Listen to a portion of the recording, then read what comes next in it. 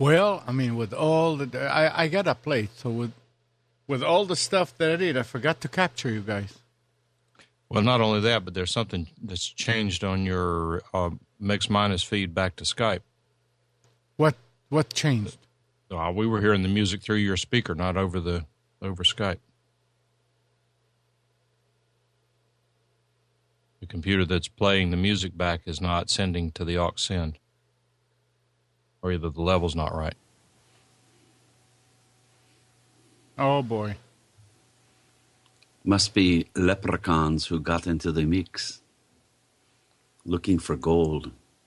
But we can worry about that later. We don't, unless you're getting ready to play something. No. Okay, then we're good because the mics are fine. We're good? We're good. We're awesome. I didn't say that. Welcome back, senor.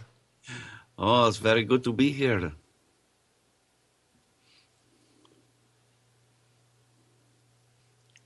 Why are you wide? Too much. It's just the way I captured.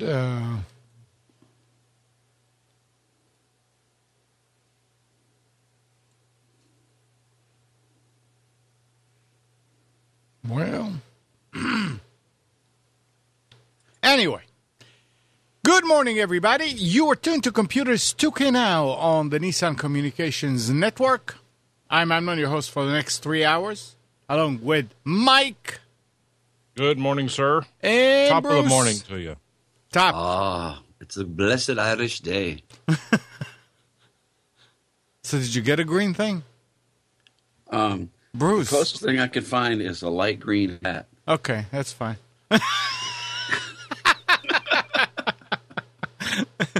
Yeah, that's great, Mike. Absolutely. That works, Mike. Green screen. Our number is 919-518-9773 or Computers 2K Voice on Skype. And this morning show is being brought to you by that VidBlaster guy, Oh, not him again. Tom Sinclair. At his age, you got to get in all the shows you can. Yep. And on this Tuesday, on the show, Tom Sinclair, that VidBlaster guy, tells it all. Tom will share his most closely guarded broadcasting secret. How he gets his show in front of over 50,000 potential viewers every month for $7. No way. Yes, $7. Would you pay $7 for 50,000 potential viewers?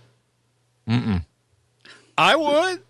I would too. Well, then watch Tuesday and you'll know how to do it. Absolutely. 3 p.m. Eastern at thatvidblasterguy.com. Plus, I saw he tweeted this morning, or I don't know when he tweeted it, but I saw it this morning, that he did a very successful test with VidBlaster and Adobe Connect. Adobe Connect? Adobe Connect, yeah. What is Adobe Connect? Tell us. Well, it's just another platform like GoToMeeting and WebEx for video conferencing type thing. So, Oh, yeah. okay. You know, I attended a conference last week. It's the first time I'd done it in a while. Well, it's been years. But a presenter with ADP, which is probably the nation's largest third-party payroll processing business, handles a lot of payroll for a lot of big companies. They use Windows Live Meeting, and it has come a long way. It was a To do what? To transfer the checks? No, to do a training, a web training.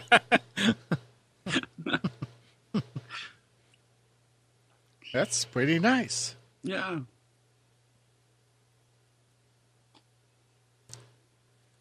So what else been Spence is on the way in. I forgot. He actually, after doing the memorial for his mom down in Florida, they went on a cruise. Mm. And he says if the ship doesn't break down, he'll and be the here. toilets don't overflow.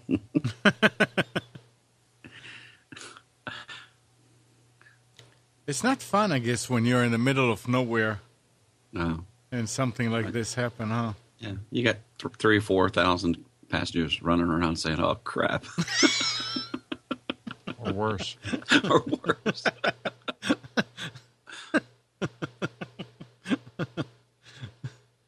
Hey, did you see where one of our favorite companies is in trouble in Mexico? It says Apple suffers setback in dispute over iPhone name in Mexico. You know, there's a company called iPhone.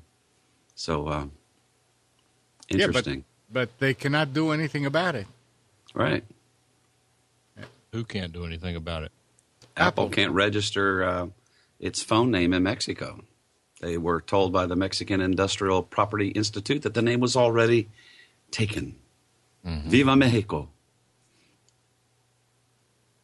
Yep. Kind of seems to be late in the game to be having that argument. Yeah. I don't think the other company had any problem. They were trying to get it away from them. I think the other. I mean, it's not. Who is they and them? I don't think that the Mexican company is the one who was going after Apple. Apple was going after them, and court says, It spells differently, but it's pronounced the same. Doesn't matter. Likelihood of confusion.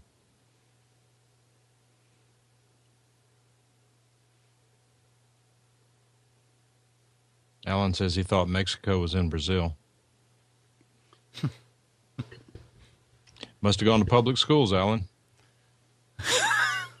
Oh, come on, Mike. Well, there was a Brazilian case in this article I'm looking at. It says, in the Brazilian case, Gradiente had 5 years to make use of the brand name, and just before the deadline, released a smartphone called iPhone Neo 1, which runs on Google's Android operating system. So, yeah, there is a Brazilian connection here.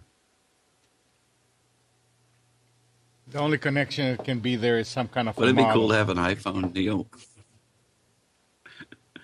Oh, mercy. Wonder where Steve is. And if you guys see Nick, tell him he'll be around. He'll be in a little bit. Yeah, tell him to call in on video, so he'll be with us. Yeah, he may call in on on audio because he's got well, that's fine. On this morning. That'll be his call. We put a blog up and nobody's using it. Well, just be patient. Well, this has been a horrible, horrible week. I tried to call you yesterday. I saw a note from you that I don't want to... something happened? No. Well, nothing big. No. Okay. All right. You didn't get mad at anybody, or somebody didn't... Is this a loaded question? No, absolutely not. I saw it and I said, wow, what happened suddenly out of nowhere? I had to moderate a little affair yesterday, but it's not a big deal, and we will all come through it with our hides intact. Okay, that's fine. Yeah, it was a very nice message, but I know you always try to be diplomatic. Well, it doesn't cost any. I was just wondering if something... Never mind. Nothing that anyone here would understand. Okay. Well, that makes sense. So, did you ever use a computer with Chrome OS on it? Anybody here? Not me. Me neither, but it says Google has announced that its Chrome OS has managed to remain undefeated. Yep. During the Ponium 3 event that was held alongside Pwn to Own, PWN, whatever that is. Announced by Google on January 28th, 2013, the event carried a prize money of $3.14 million. So people were trying.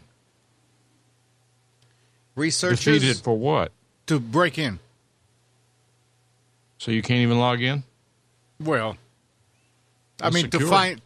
to find security holes in it. I understand. Probably. They were asked to carry out attacks against a base Samsung Series 5 Chromebook running the latest stable version of Chrome OS. It turns out security researchers were not able to come up with winning exploits even after the competition's deadline was extended. So that's nice. Google Chrome team has revealed that partial exploit entries have been filled, but no other details have been released. So that is very nice. That is good news. But like I said, I haven't seen a computer with Chrome OS. Anybody on the chat saying anything? Well, the good news is that Google will scan it for you when it's locked up, like they do your email. Yeah.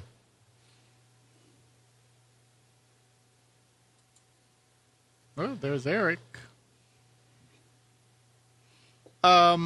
Steve says pond is a corruption of the word owned. This originated in an online game called Warcraft, where a map designer misspelled owned. Oh. Okay. Hey, did you hear this? There's an organization called Glassdoors, and they put up an annual list of the 50 highest rated CEOs. Do you know who topped that list at number one? Steve Jobs. Mark Zuckerberg. Did he run the survey? I don't know. They surveyed hundreds of thousands of employees across various industries, and based on their feedback over the last 12 months, ranked the most impressive bosses, one of which happens to be hoodie-wearing billionaire Zuck. Zuck. Huh? Probably was just a recognizable name. I doubt any of them really know much about the guy. Actually, as I look at the article further, he was... oh, no, let's see. No, yeah, he was... 18 of the top 50 are at the helm of technology-based organizations. Some of the most impressive CEOs maintain a low profile. Well, it was a tie. Jim Hagman, snob, who rose 7 points high with Zuck for first place. Rats.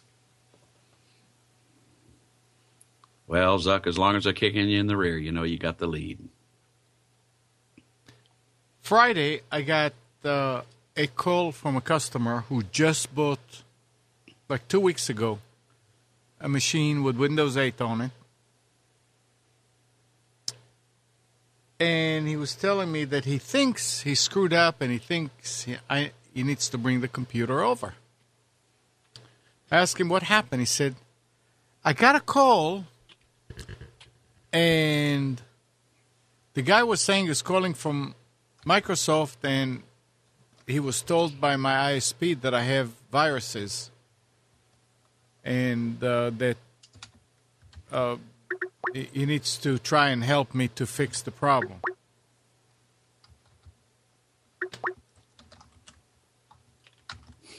Good morning, Steve. Good morning, gentlemen and ladies that are listening and perhaps watching too. Lucky you. Hello, Steve. Yeah. Sorry, please carry on. That's quite an interesting story. So he said that the person was talking with him and gave him IDs and asked him questions, and then he had him go onto his computer and open some files and saw all kind of errors in there. And then ask him if he can get on his computer to fix it. And, of course, he said, yeah, of course. Now, the guy is an older guy, so, I mean, he fell for it. He said that after about 15 minutes, the guy said, okay, everything is okay. We can maintain it for you for a year or 2 years or 3 years. It'll cost that much for 1 year, whatever, $200 and some for 1 year. And he said, no, I don't want to. But then he said that when he went to do anything, nothing would work. And when he called the number that he was left, it was a disconnected number. So he called me. And the minute he started talking, I said, yeah, you fell for it. I thought I'm going to have to completely reinstall his Windows, which was not such a big problem because he only had it for 2 weeks. They didn't do anything on the computer. They didn't add anything. But he brought it over and went through it and I tried to find what was done other than them putting some porn on it. Was it good porn or bad porn? It was porn. I don't know. Okay. And deleted There's all. a difference. Amnon knows it when he sees it. I mean, it might have been worth the money and the time and effort. Yeah. To a segue from that, said this guy. I don't know how many of you know that the price of ammo is going up. I mean, it's really going up. So this guy is saying, this morning I scored and bought a few cases of ammo. And on the way home, I stopped at the gas station. You heard this one, Bruce? Well, if you're going to tell it, you need to tell it nice and calmly, All right. evenly. And he said, I stopped at the gas station and to fill up, where a drop-dead, gorgeous blonde was filling up in the pump next to me. Said she looked in the back of the SUV and she saw the ammo and she said in a very low, sexy voice, hey, big boy, I'm a big believer in bartering. Would you like to trade some sex for ammo? So he said he thought there for a few seconds and he went, what kind of ammo you got? So that's a good one if you see it. Hey, on a similar note, there was this country family that had never been to the city before, and they went into one of these big skyscrapers, and they'd never seen an elevator. You know, they'd seen stairs, but never an elevator. And so it was really busy. You know, the elevator got full, and they had to wait. But this one elderly lady, probably 85, 90 years old, got in, you know, really wrinkled up. And so the elevator door closed. They had to wait for another one for it to come back down. And so when it came back down, the door opened, this beautiful blonde emerges. And the man says to his son, hurry, go get your mother quick. He thought he could put her in there and, you know, she would. Well, yeah, we got it. Oh, good. Okay. So anyway. Well, you know, that joke was told to me by Dale Van Horn, who some of the people in Raleigh know about. And the being able to put the expression in tone of, boy, go get your ma. He could the way he would tell it was hilarious. Mm-hmm.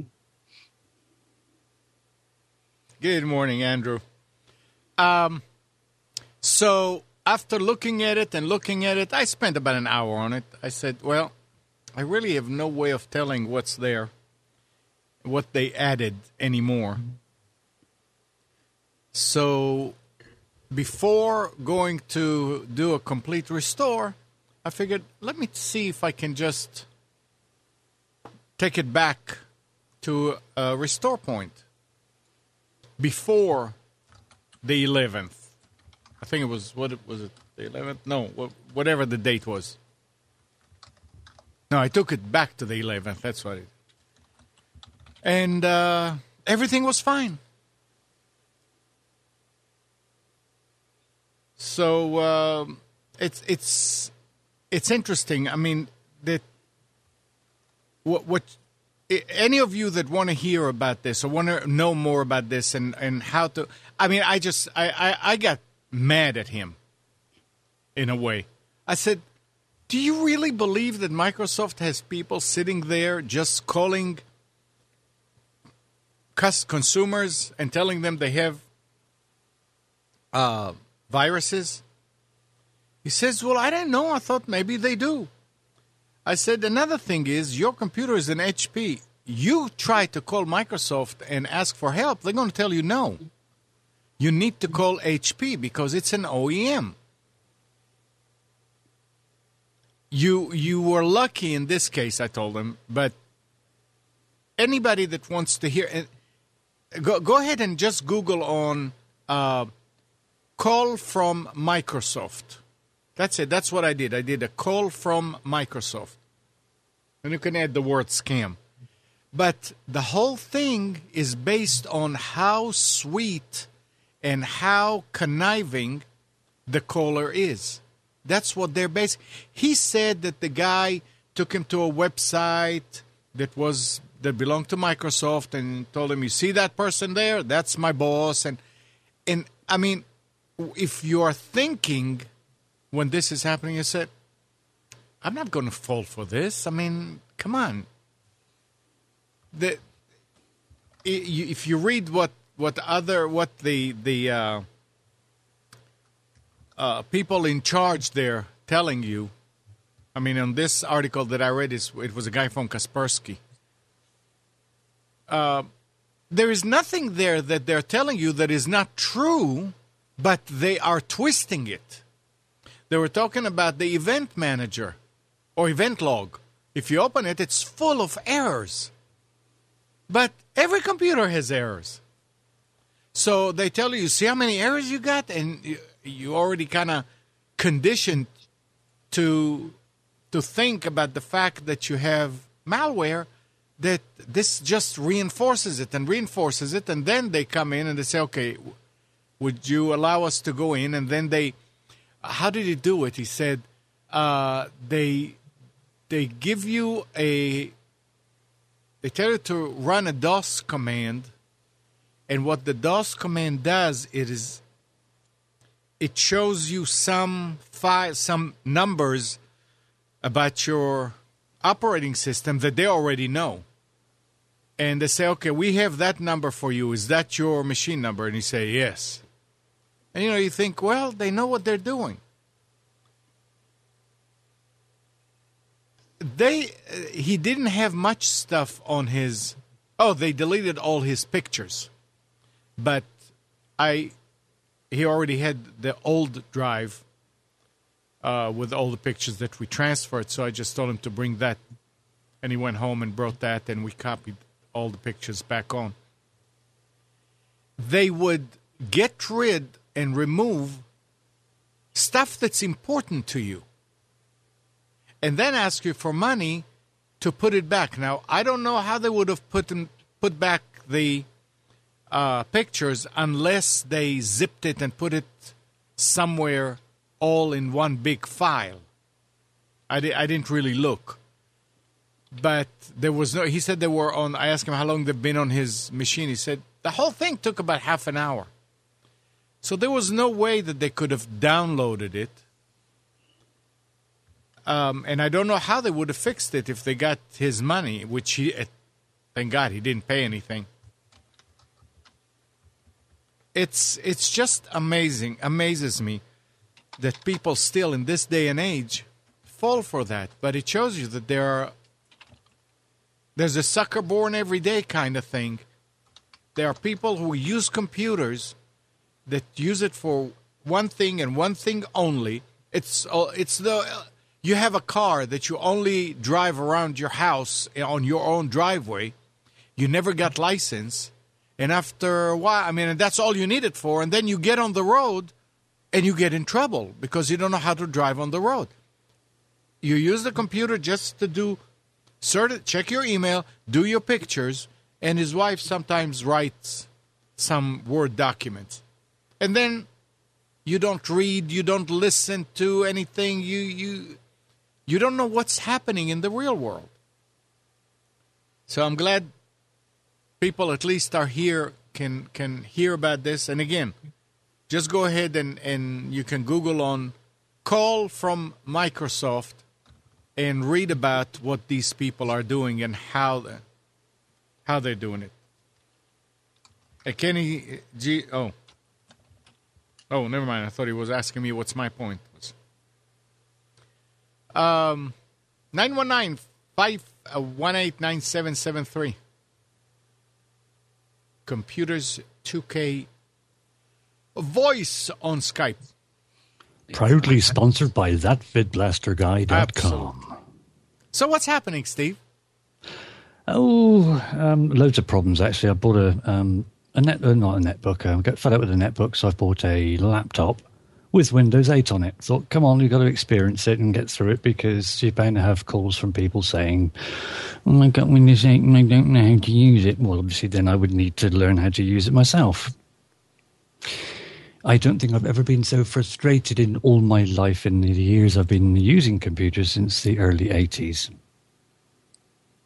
It's did I say what make it was? I don't think I did I? I didn't say what make it was, did I? No.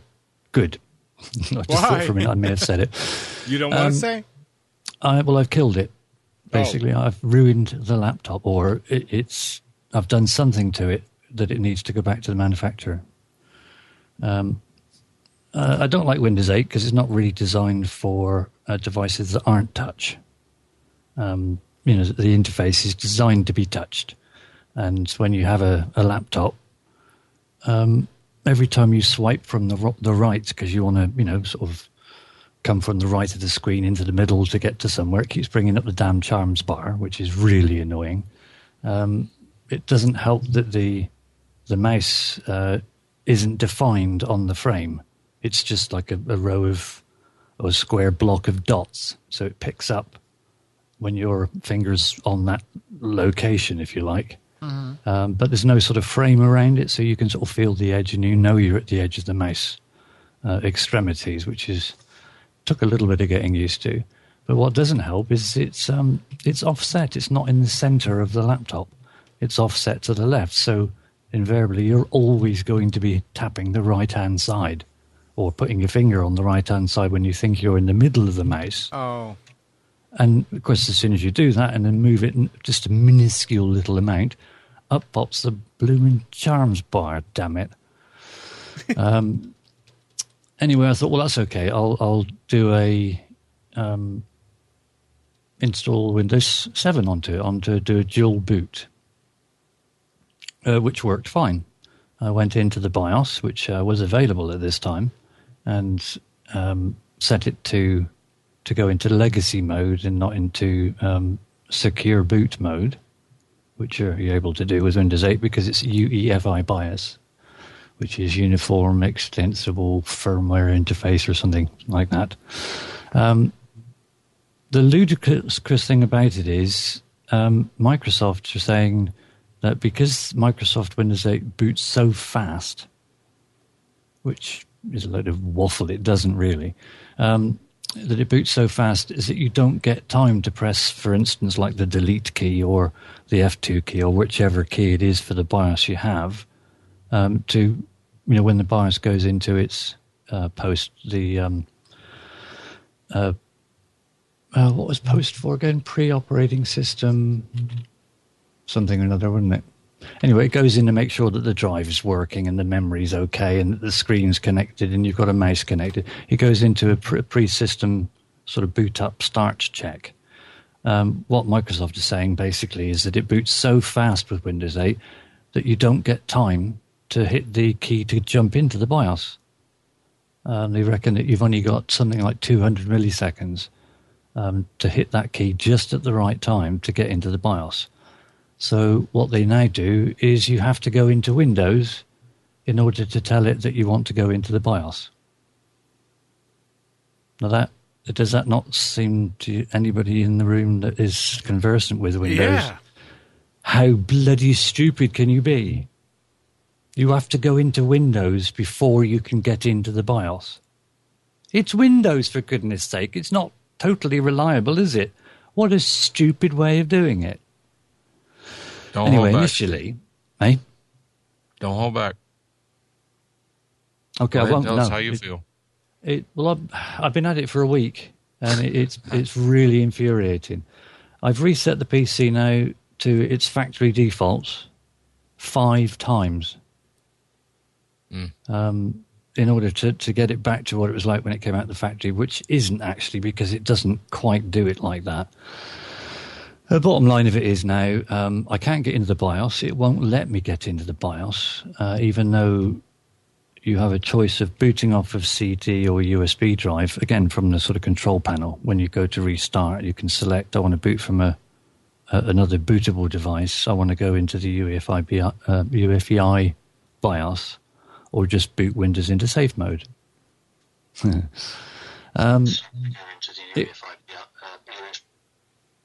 But it won't do that now. It won't actually go into the BIOS.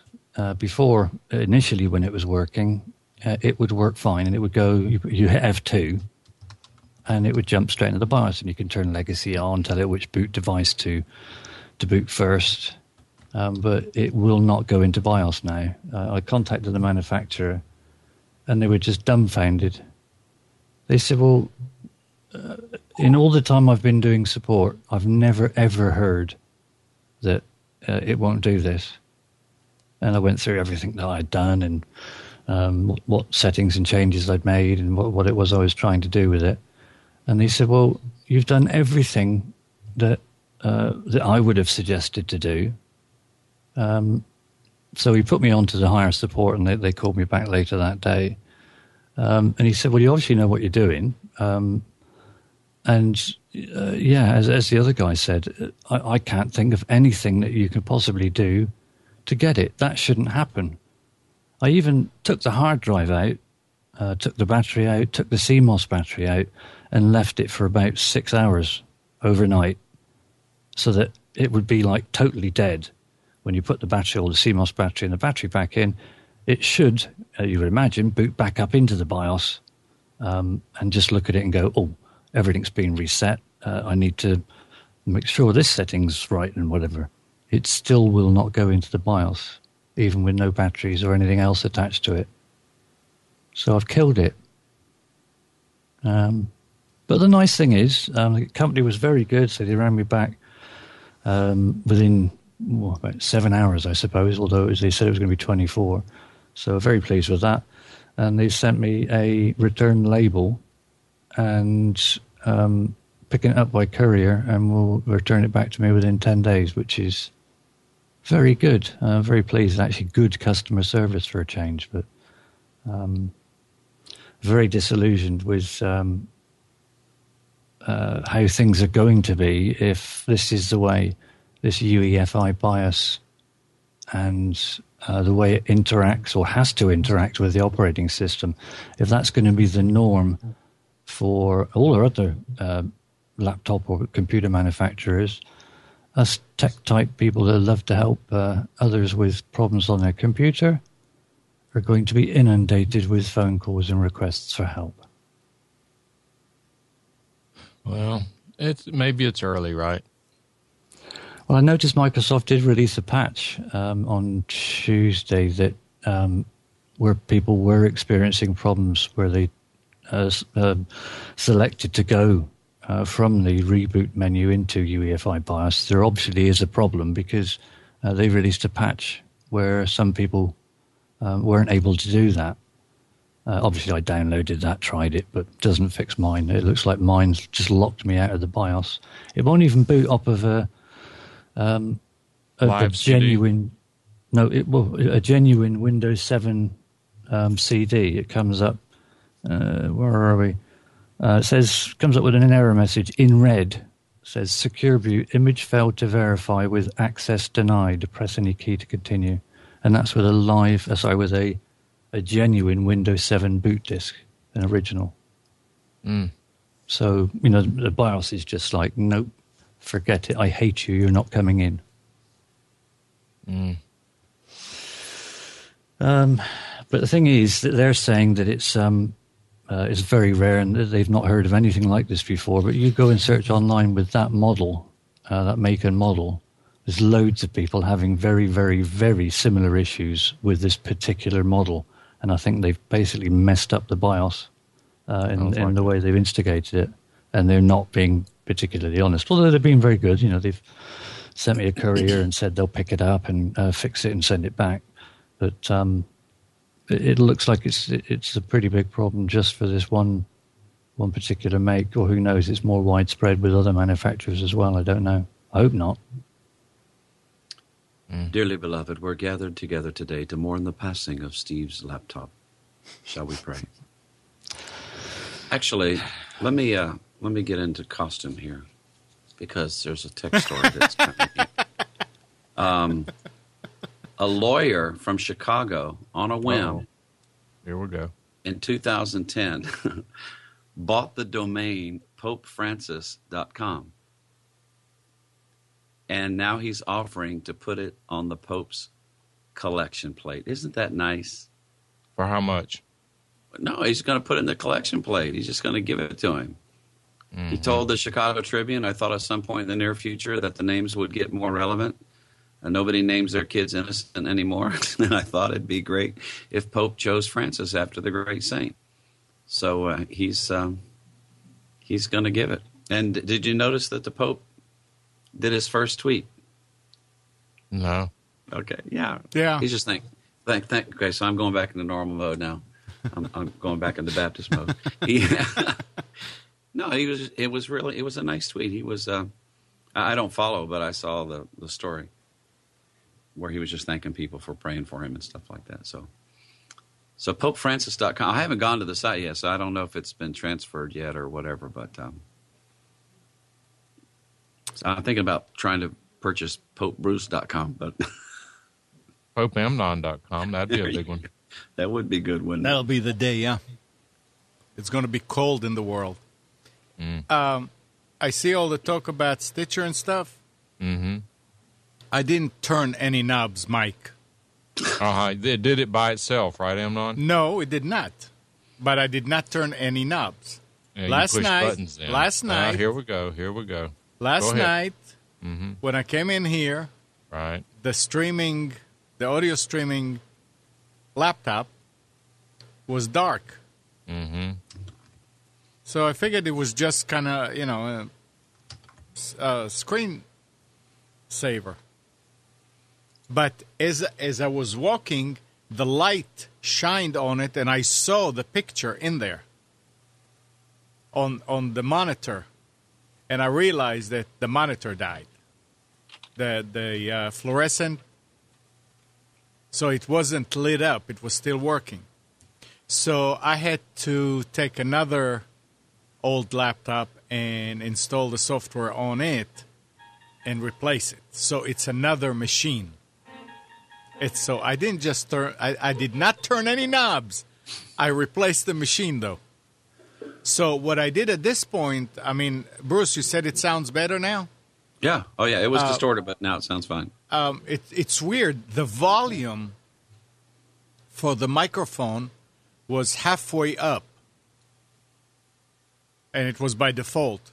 So I just looked at it, and I started lowering and lowering it. And it's all the way down. The bar is moving the same way. But right now, the volume is all the way down. I mean, it's like it's shut down. Mm-hmm. And I guess it's still working, right? Yeah, I checked last time. You want me to check again? Somebody on the Let's see. there are 3 people online, so I'm assuming one of them is on chat here to tell us if it sounds better. And yes, I mean there's no way that it will be okay on Stitcher and not okay on G12 because it's the same feed. But somebody on chat here to tell us. Okay, yeah, that sounds all right. Yeah. All right, now good to know. You just need to work a little bit on your diction.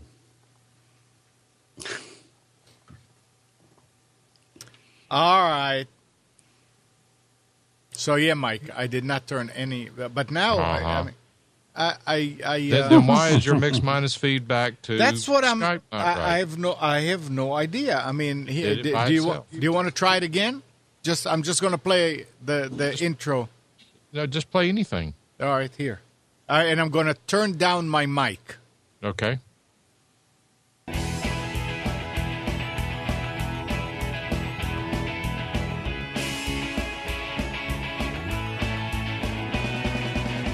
All right, I turned it back up. Yeah, now we can hear that. So, did it sound different? Yeah. Didn't you hear how different it sounded, Bruce, than when it did when he started? No. I mean, did it sound different with my mic down or back up? I potted my mic down. The point was that when you originally started, all we heard it through was the microphone. If you had the mic off when you started, we would not have heard it. This time it's feeding correctly. I did not do anything. Mm-hmm. Not a thing. Right. Does it by itself. I've heard that. Not a thing. There is nothing wrong with your television. Do not attempt to adjust the picture. We are now controlling the transmission. We control the horizon. I believe it must be the studio gremlins. Yes, the leprechauns. I did a lot of stuff in the studio this weekend, but I did not turn any knobs, Mike. I promise you. Mm-hmm. What I did is a lot of the hosts of the other shows, women apparently like to wear Careful. blue in the blue family, turquoise, blues, purple, stuff like that. And with the blue screen that I have, they couldn't do it because I could not key right on it for the chroma key. So I went ahead and I had an idea and finally put it into work. I found bendable track. Nice. It's like an inch. It's aluminum, but an inch high, and it's sort of like do you mean aluminum? Aluminium. Aluminium. It's like an I-beam, and it has patented, surely. rollers on the bottom part, and the top part of the eye attaches to brackets. So I did that. I installed that up there and put the green screen that we had originally on it with hooks. So now I can roll it open and it's blue, or I can roll it back on and it's green. So we'll wait and see how tomorrow morning how it works. But that's the only thing I did, Mike. I promise you. Sometimes you're just far too smart for your own good, Amnon. Yeah, I know. Scary, isn't it? It is. It makes you sit on the edge of your seat and think, goodness gracious, how on earth? I like that comment in the chat. Let's not talk about blue screens. I don't want to get no blue screens.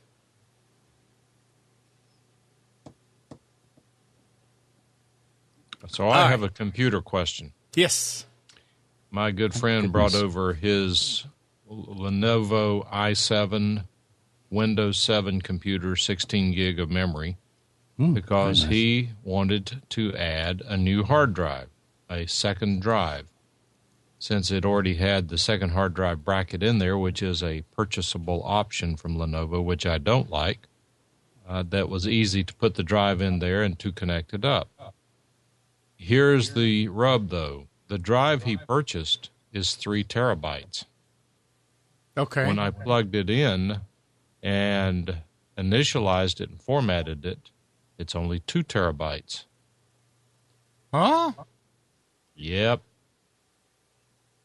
It turns out that unless you have UEHFI LSMFT BIOS... Can you say that a couple of times?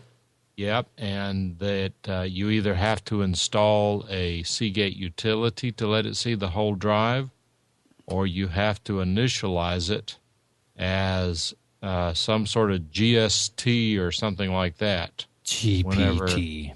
What is it? GPT. What is that? So that's what I did, and I see it. Partitioning something or another. Well, all right, so what should I have done?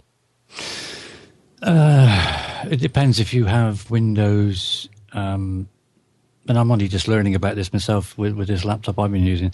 It's GPT as opposed to MFT. Was it MFT? What's the old? Is that what it is? What's the old-fashioned formatting? The actual partitioning, master file table, isn't it? MFT sounds familiar. Yeah, it's MFT. not like you said LSMFT. That means Lucky Strike means fine tobacco. Is that what or you said? loose straps? Never mind. Well, it's MFT, but Windows 8, and it could be possible as well, Windows 7, you can install it in GPT mode, which allows you to have over 2 terabytes hard disk space, which is great because we're all moving that way, so it does need to move on in advance. But it's not particularly very good if you've got a combination of both. You could make an MFT partition on a drive that has been formatted with GPT-4. It just adds confusion to it. But then that's always the same. Whenever you switch from one interface connection, say like IDE over to SATA, or different pinned memory and stuff, and VGA to DVI, there's always a transition period where they need to be compatible with both. And the more technical that computing gets and the more advanced these things step from one to the next, the more damn complicated it becomes for everyone else. They just want to switch it on and it work. It's unfortunate for guys like you, me, and everybody else that's on the call that does like to tinker. It's a nightmare to get your head around it. So what should I have done? Format the drive as GPT. Okay, that's what I did. Now, here's the question.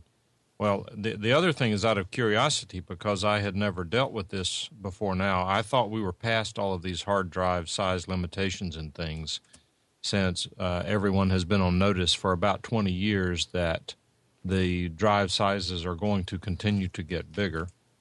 And so I had not paid much attention, or in fact any attention to it. But after I formatted the drive, I did it with the standard Windows format, whatever that is. When that would only see 2 gig, I went back and deleted the partition. Then I reinitialized it and came up with which do you want to use. I forget what the first choice is. The other choice was GPT. I tried that. It saw the entire drive. Out of curiosity, I then booted into SpinRite to go ahead and run a scan on the drive to make sure the drive itself was not bad before we start putting all that data on it. And SpinRite will not see it.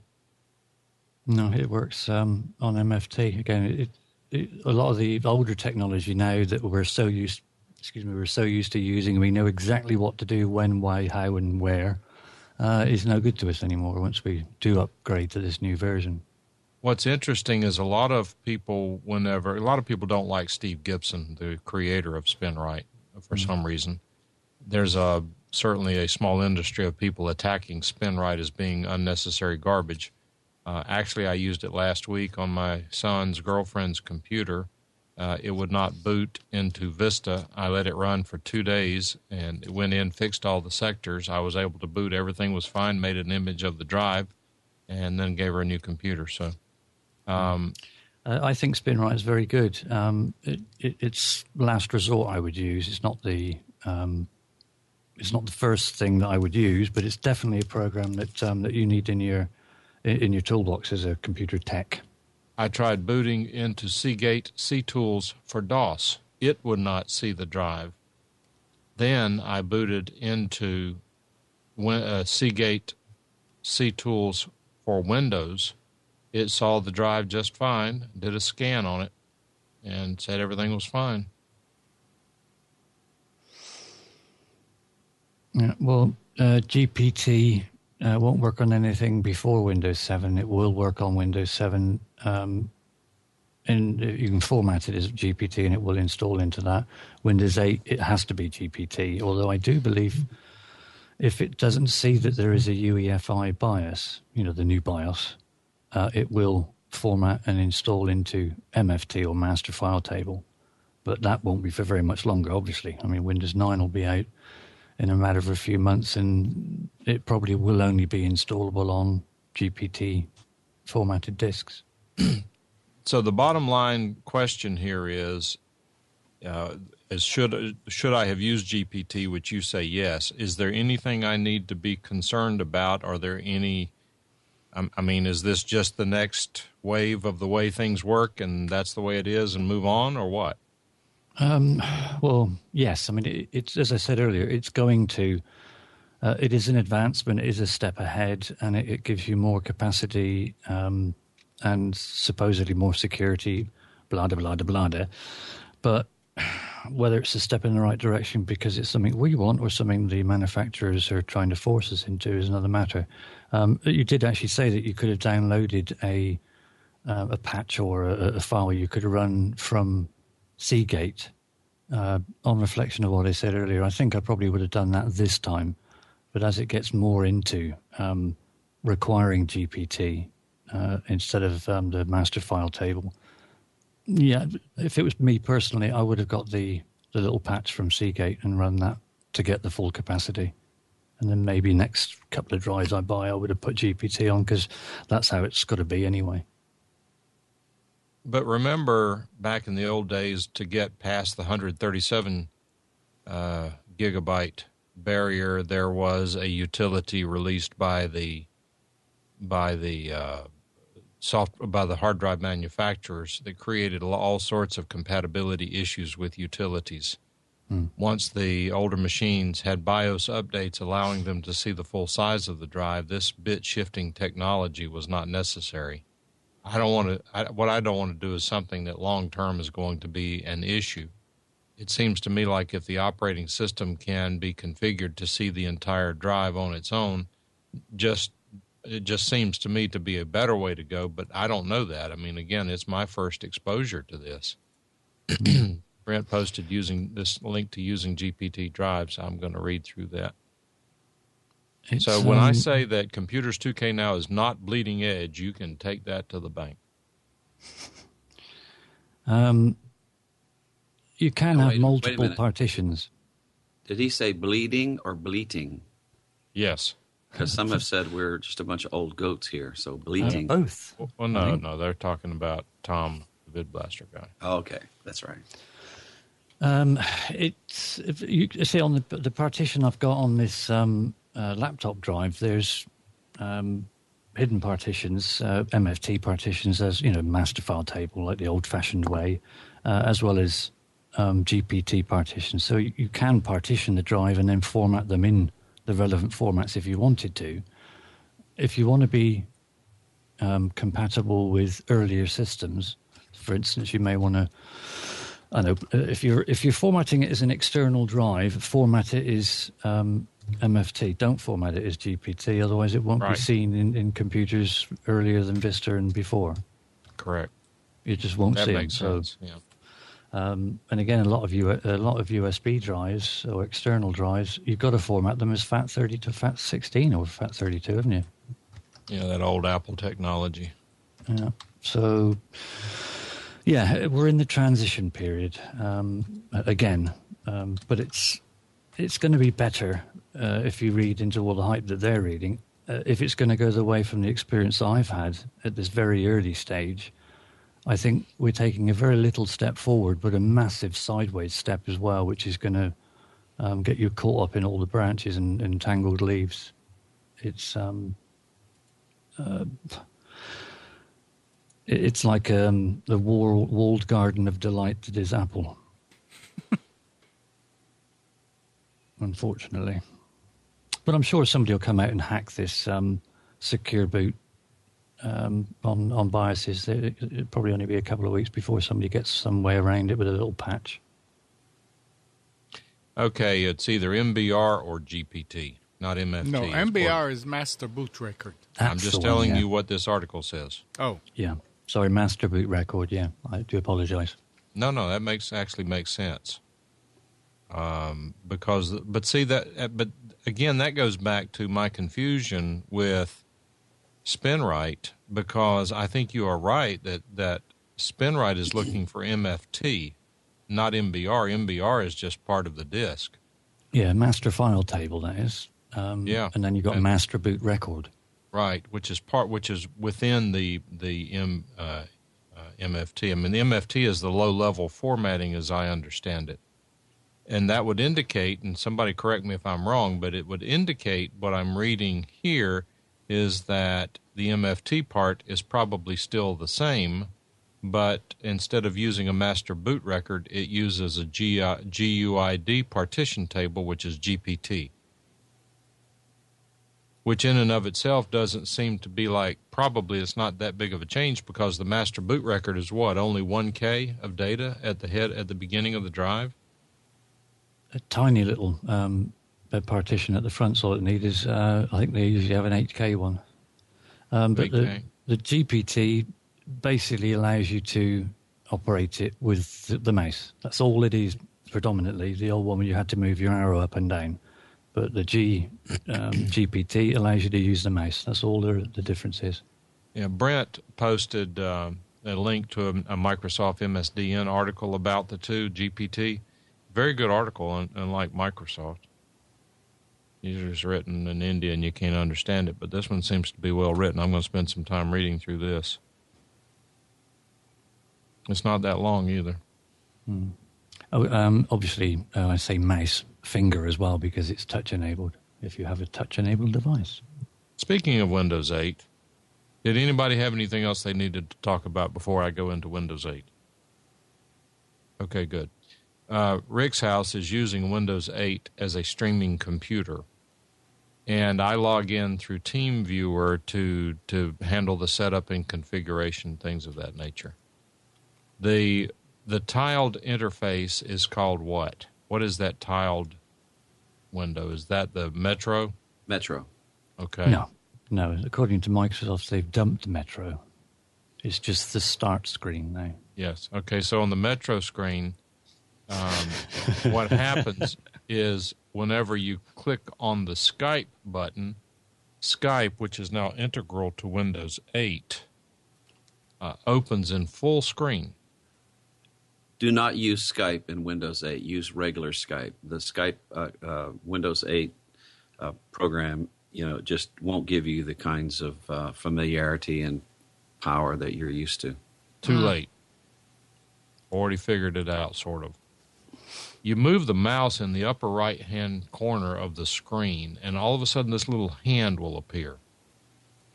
Then what you do is take that hand, you click the mouse, you drag the window all the way over to the far left side of the screen. It then causes one-third of the screen to become Skype. The black desktop is on the right side of that, the right two-thirds of the screen. However, there are no icons on the right-hand side of the screen. But if you then click on the right-click on it or something, it takes you to the Metro screen. Then if you click on the desktop tile, it takes you back to the classic desktop with Skype on the left third and the icons on the right third. This is not progress, in my opinion. And we ultimately, and the other thing that's really bizarre about this, what I found, is that with Skype open, the integral Skype on the left side of the left one-third of the screen, if you move the mouse cursor over again to the far right side of the screen, you have this little invisible toolbar, these icons, about 4 icons that pop up on the right side. Yeah. What do you call it? It's the tool bar. Yeah. One of those is settings. Mm-hmm. If Skype is open and you go to the settings tab, those settings now include selections for Skype. Really awkward. And try to do it through TeamViewer. Oh, you've missed the most important one that I found really useful. Yes. Oh, okay. If you want to get to control panel, you've basically got to hunt around for it. You don't go to the right, bring up charms, and then click on settings, because it would be far too obvious, and Microsoft are too stupid to put it in a sensible place. But what you do is go right down to the left-hand corner and right-click, and you bring up a menu that has your control panel, it has computer management, it has all the useful things that most people would want to have probably on a start button kind of thing. But that is still there, but you just need to know about it. So mouse down to the bottom left corner and right-click. And it brings up everything you probably want to get to very, very quickly. Left corner, bottom left corner, and right-click. Yep. Okay, I'll try that next time. I'm happy to say I got everything working, and And so far, Windows 8 has not been a problem in terms of performance. The new computer, he's getting about, 10% CPU usage. He was getting 80 to 90 on the old one. All in all, it seems to be working. Unfortunately, the one I got was only an i3 because, I don't have any money, but the i3 is quite good, and it worked pretty effectively. I was very pleased with it until the point that the BIOS decided to say, "You're a horrible person, Steve. I'm not letting you in anymore." I hate it when that happens. It's really disconcerting. Yes.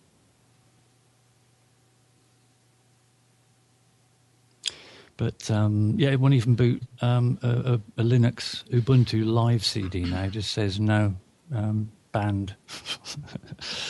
Was it? I can't remember. I wrote it down because I was so gobsmacked. It said, access denied, failed to verify. So...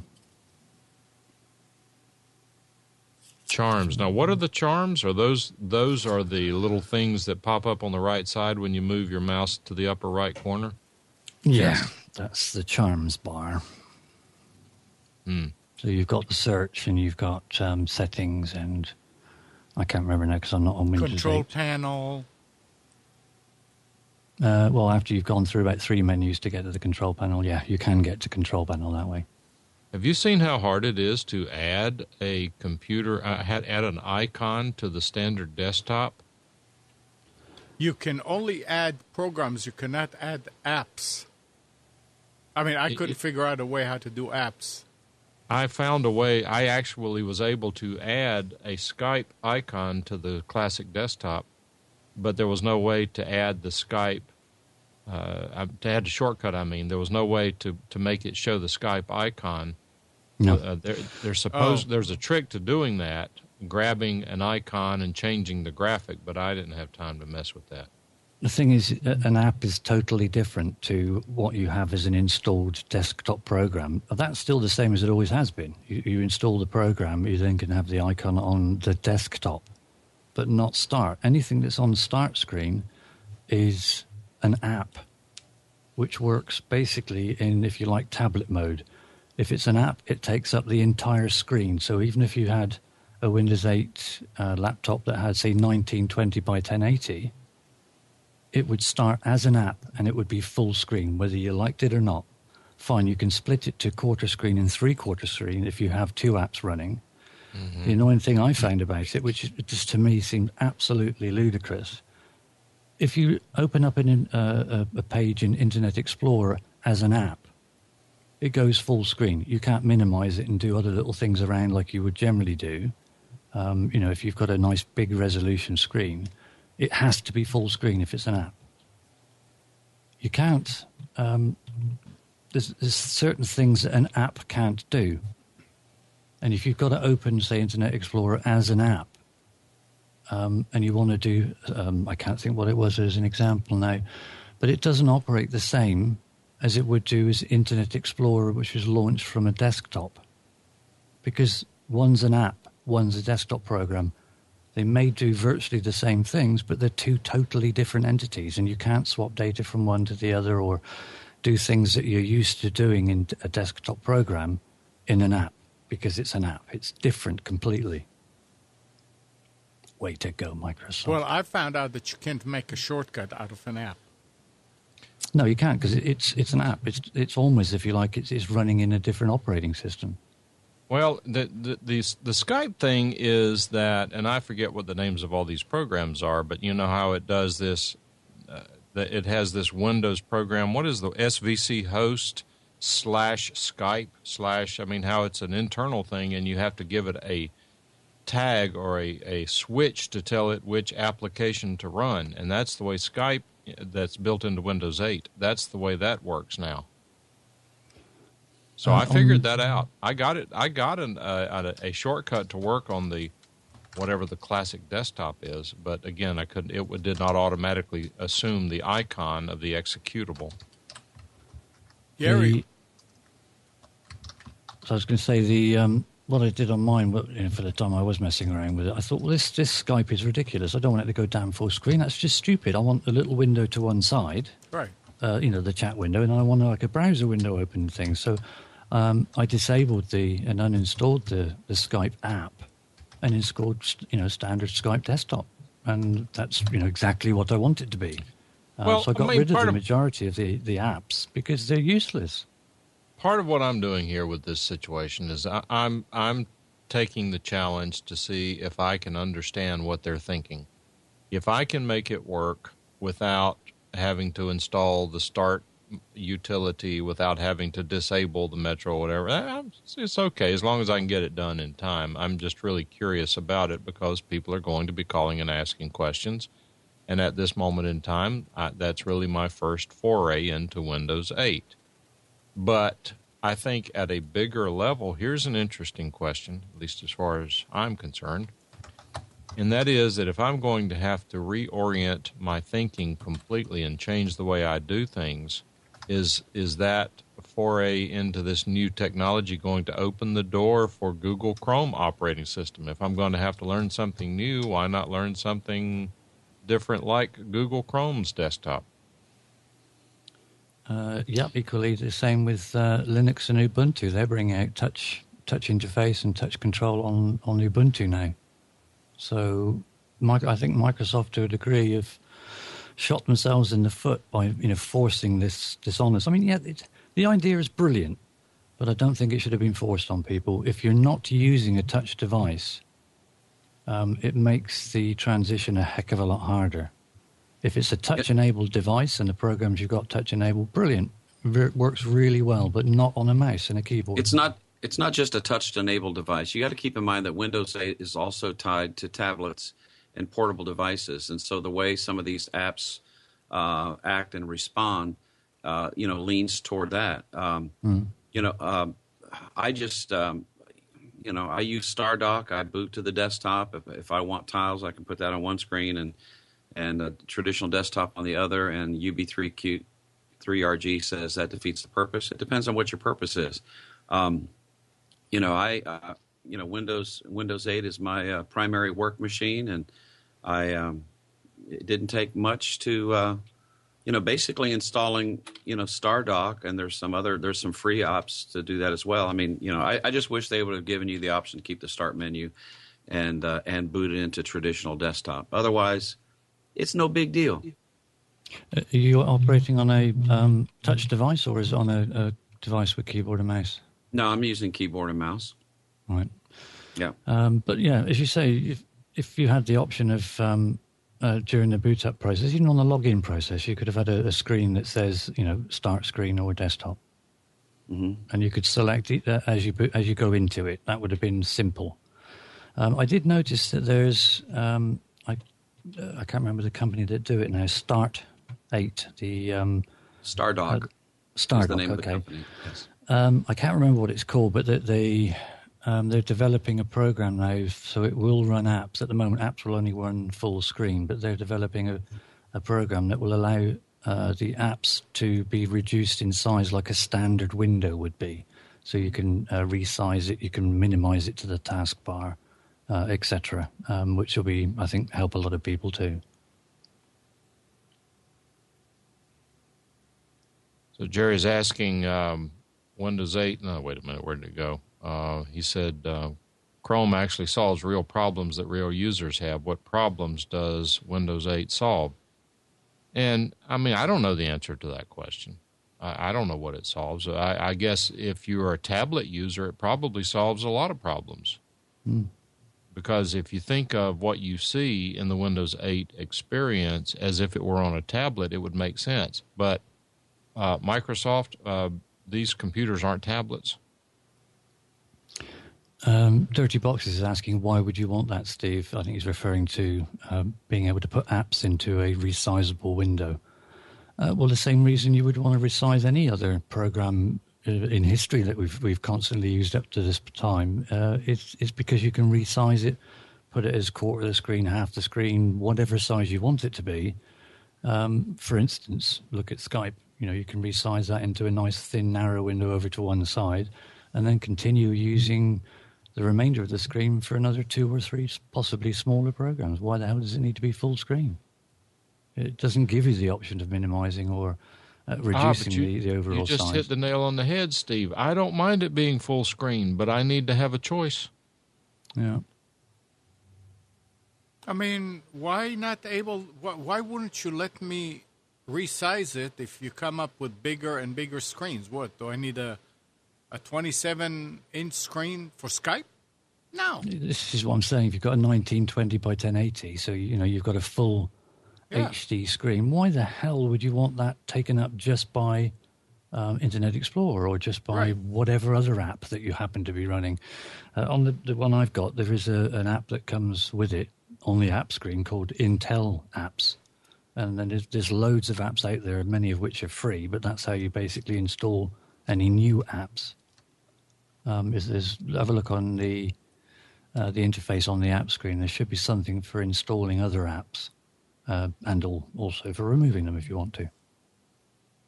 Dr. John says that Belarc Advisor discovers all of your software keys in Windows 7. I was under the impression that those keys were encrypted and that they could not be read. It's good to know that Belarc has found a way to read them.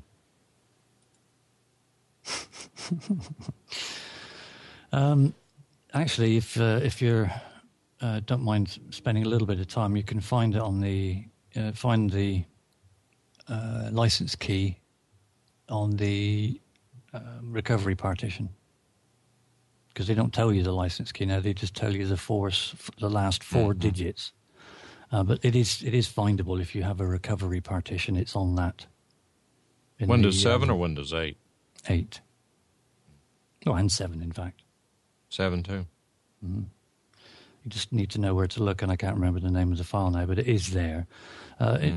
You have automatic installers, and on a recovery partition, it's expecting you just to enter your country, keyboard layout, time zone, and name of the computer, and then your user account name.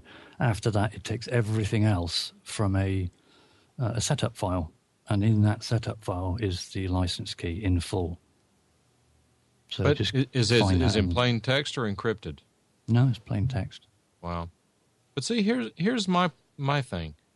I was late switching to Windows 7. I haven't been using Windows 7 a year, I don't believe. Maybe a year. And I'm very happy with it. It does what I want it to do. It seems to be stable, seems to be working. Why do I need Windows 8? What's it going to do for me that I'm not already getting with Windows 7 and I'm not using a tablet or a touchscreen? Go back and listen to the C2K episode. I wasn't able to be on that show where you had the guy from Microsoft. He enunciated numerous benefits and advantages to Windows 8. So aside from some of the UI issues that people are having, there's a number of good reasons to switch to Windows 8. So don't be afraid. We'll hold your hand. No, I mean, like I said, I'm embracing it. When my first exposure to it, rather than go in and install the start key and all that stuff, I said, let's figure it out. Let's work with it. I mean, it's kind of fun if you're not under the gun and under pressure to get it done. So we planned ahead of time and was able to sort of master it. Now, did I like it? I don't know that I really liked or disliked it. I'm still probably forming an opinion, but reality is even though we're not bleeding edge here, we're not so stuck in the mud that we're still using Windows 3.1. At some point, you've got to move, and you've got to move ahead and embrace the change. So I'm not totally opposed to it, but I don't want to. I guess what I'm hesitant about is I don't want to jump into a Windows Vista. If I'm using XP as I was and am, and I avoided Windows Vista like the plague, and in retrospect, it was an absolute correct decision to avoid Windows Vista. I went from XP straight to Windows 7. It was an excellent transition. There were some new things to learn. It was not that difficult. It was logical. The operating system is, for the most part, stable. I waited. I would not even use Windows 7 until Service Pack 1 came out. Not so much just to fix bugs, but to make sure that all of the hardware drivers and so forth were available. Because I was dealing with people who had Windows 7, who had driver problems. And because of the time that I waited when I started using it, it was a pretty painless, seamless transition. It's pretty much the same as myself. I went from XP to 7, and then when they said initially that you wouldn't be able to upgrade from Windows XP to 7, and I had a few upgrade licenses, but you could go from Vista. I bought Vista, so that I didn't have to. I could upgrade the license without paying the full fee. I managed to get a copy of Vista quite cheap. So, and I didn't like Vista at all. It was nowhere near as stable as XP, in my opinion, and obviously not as Windows 7. But I'm very pleased with 7, and I'm sure if I had a touch-enabled device, I'd be very pleased with 8. Mm-hmm. And after having used it for some time, the only thing that really annoyed me come the end, I had got used to it and I knew where things were by, after having reset the darn thing 5 times. And once I got used to the fact that the mouse was slightly offset, or the mouse pad area was slightly offset, it is just a matter of change. And then I wasn't catching the edge of it quite so much, which is fine. And the charms bar and stuff wasn't as annoying as it was. So, apart from the little intricacies and the changes and location of different places, it was okay, and I could probably use it. But I wanted to put Windows 7 on so that if I was getting fed up or I wanted it to do something quickly, then I had the option of booting into Windows 7 where I wouldn't have these annoyances and thinking, oh, hang on, where is that? Well, it's the same as it always been. A new one comes up and they change the way it looks and people resisting, and it takes a year or two and people are beginning to warm up to it. I think Windows 8 made a lot of people go to Windows 7. It made a lot of people go to Linux. Yeah, Linux is growing, but it's still... It'll never be mainstream. I don't think so. I don't think it will, but I think the people that are fairly technical, they're just thinking, oh, no, I'm not even going to attempt to go there. Like I've said many times, I'd love to be able to get into Linux and give it a good try and become more conversant with it, but I just think, oh, so much same to learn. Here. Exactly the same here. In fact, I talked with Jason this week, and I may have him, he doesn't know it yet, but I may have him set up a Linux file server with Samba on it, because I have about 4 or 5 hard drives I would like to have online at all times. And it would be, a little Linux server would be perfectly fine for that. And so I may do that. He actually did that for me one time before, about 6 years ago. But even then, if you think about it, and this is not a hate Apple issue, but if you think about it, Apple has gotten about 5% of the operating system market worldwide with its system, which no one would argue is really user-friendly. If you're going to learn a Windows system or an Apple system, Apple is as easy to learn as Windows, or even easier. The dogging that I do on them is switching between the two.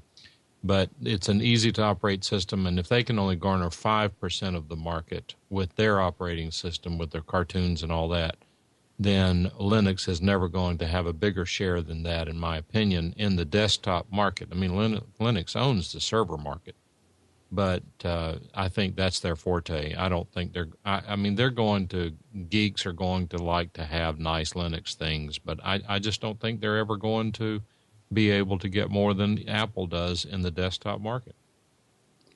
I think with the way they've moved forward recently not recently, but fairly recently, with their software library, if you like, or their software center that you can go and look and search for things, that's definitely been a massive improvement, because that was always a hassle and a difficult thing for people who wanted to go to Linux. They didn't know which program would do what and what they needed to search for, whereas on Windows, chances are they probably heard of a name of a program or thought, oh, hang on a minute, somebody mentioned SpinRite.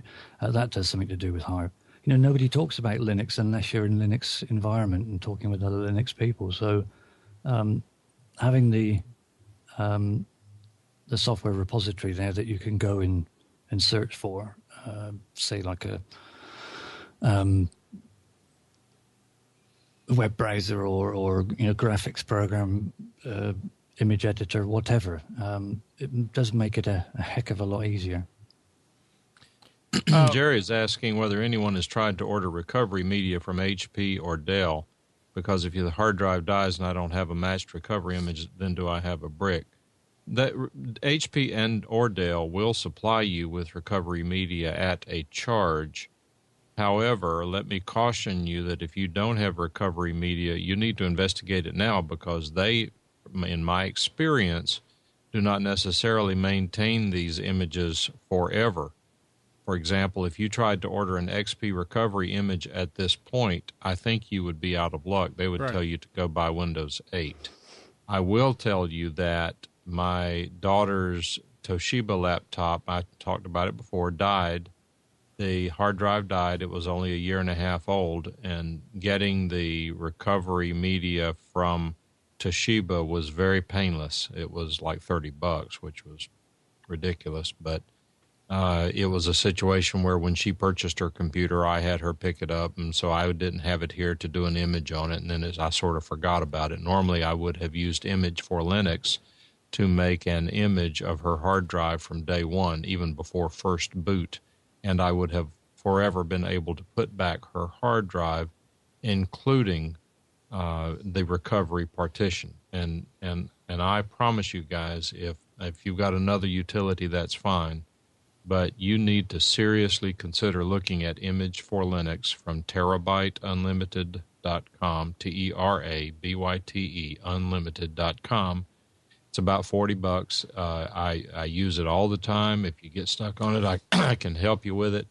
It has completely eliminated my concerns over having bootable images. Before I work on anyone's hard drive, I make a backup. I make an image of the entire hard drive. I have on more than one occasion, when trying to repair a bootable problem on a bad OS, I have more than one occasion trashed the installation on the hard drive and had to restore the image. It wasn't me screwing up. It's just that whatever the problem is, whether it was a virus, whether it was a Windows registry issue, sometimes when you try to fix these things, you really just finish breaking them. All that being said, Image for Linux has saved my keister a number of times. Unlike exactly like a backup, if you don't make an image when you're supposed to, you're screwed. So you have to have discipline too. One thing I'll add to that, it is very good advice, Mike, is when you first get your computer, it normally would have on it somewhere backup your device. There would be something like from Samsung or Lenovo or whoever it is that says, produce or create backup media. What I would recommend you do, right. Most of them now with hard drive capacities as they are, they'll allow you to do an image backup, and then you can also do an intermediary or intermittent backup after that. So you get your full backup, which is everything, byte by byte, sector by sector, and then you do an intermediate backup, which is any changes you make. Do those regularly as well, but don't get, I'll get the computer and I'll get it all set up. Do the backup straight away, then you've got it as it was when the system came.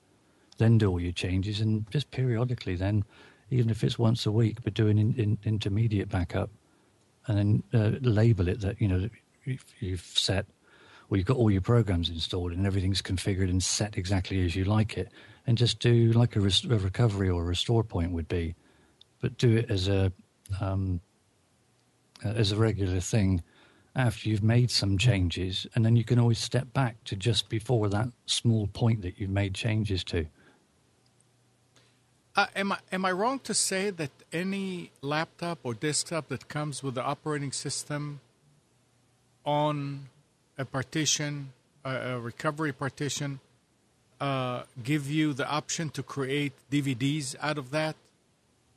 Every one that I've seen, you can go to their recovery and say create media, and it allows you to make the CDs or the DVDs off the operating system. So if your hard drive crashes and you need to put a new one, you have media to restore it.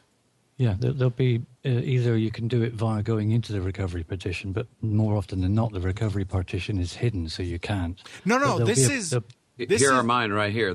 I got them taped up, wrapped up in here, and if I need them, I got them. How did you get them?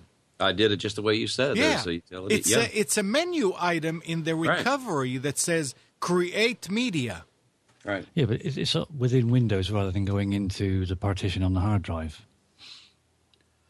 It is by pressing a button F11 or F in something, the boot. I think. Yeah. When the boot comes up, like you're trying to recover, one of them is, and it's in the instruction. Each machine would be different probably, but it's the in the startup instructions. It tells you, and they actually said, I remember, first just make your CDs and DVDs because they don't want to send it to you, and like Mike said, they don't need to keep copies, but it's a one button thing. You just go and you say, yeah, I want to make backup. Bang. It says put the first DVD, or it'll say put the first CD, depending on the size or on the operating system, and it goes and it makes you a Windows CD, and then it'll make a drivers and utilities CD, and you end up with the same thing that they'll mail you if you asked for it, but you have it right there instead of waiting days. John is asking, does that mean you don't have to reinstall programs? Well, no, keep in mind that if you the utility on a lot of computers is called return to factory settings. Right. That's the recovery partition, and what it does is it wipes out your hard drive and puts everything back the way it was when you got it. All your programs are gone. All your data is gone. If you use, I think Steve uses Acronis, and Amnon probably uses Xcopy, but I use Terabyte Unlimited to create an image. When you restore that image, it puts your hard drive back exactly the way it was at the moment that you made that image, programs and all. It is exactly a full byte-for-byte copy of that drive at the moment you made the image. Now, if you do it once a year, it's worthless. Well, it's not worthless. No, it's not worthless. It's not. It's not for data backup purposes. Right. It might be for reinstall, because what I do, and I have a brand new computer over here. It's been sitting here a month, unfortunately. I haven't opened it yet. It's a new i7. But when I plug it in, what I will do is I will actually take a paper clip to pop the DVD drive, if it has one. I hope it has one. And put the Image for Linux CD in there, the boot CD, plug in an external 2 terabyte USB drive, and boot the computer the first time into Terabyte Unlimited's Image for Linux. I will then make an image of that hard drive to the external USB drive before it has ever booted. That puts it back in absolute factory condition at moment in time that it was shipped. When that's done, I will then boot into that partition, go through the day and a half worth of updates to get it Windows 7 up to speed and fully patched and everything. After that's done, before installing any antivirus or any applications or anything, I make another image of that drive with Image for Linux to the external hard drive, because it'll only be about 10 or 12 gigabytes. And then if I lose that drive within the next 3 or 4 months, then I'm going to go back to the one that's already been updated, so I don't have to go through all the updates again. But if something else goes wrong and for some reason I have to go back to day zero, then I will have the ability to do that, and it's trivial to do. Even to the point that I don't bother making the recovery DVDs. As I recall, when they first started doing these recovery DVDs, they limited you to making either 1 or 2 sets of them, right? Which sort of spooked me, because I was concerned, okay, I'll make them, then I lose them, then I can't make any more, so I'll just wait to make them, then the hard drive dies, and then you can't make them. Well, I mean, you can make one and then make a copy of that. I mean, from within the program, it will limit you from within the OS. But if you make a set of DVDs, you can go with any... You can copy the DVD. And you can copy the DVD again and again and again, as many times as you want. But back in the day when you would back up to DVD, that's because that was quite a big storage medium, big size-wise storage medium, and we were probably only on drives that were, 100 gigabytes, things like that. Nowadays, you're talking terabytes, 2 terabytes, 4 terabytes. It's just a drop in the ocean if you're backing up a 35 gig, right. 35 gig for an operating system installed with nothing else. is being very generous these days. And Windows 8 only takes up less than 20 gig, doesn't it?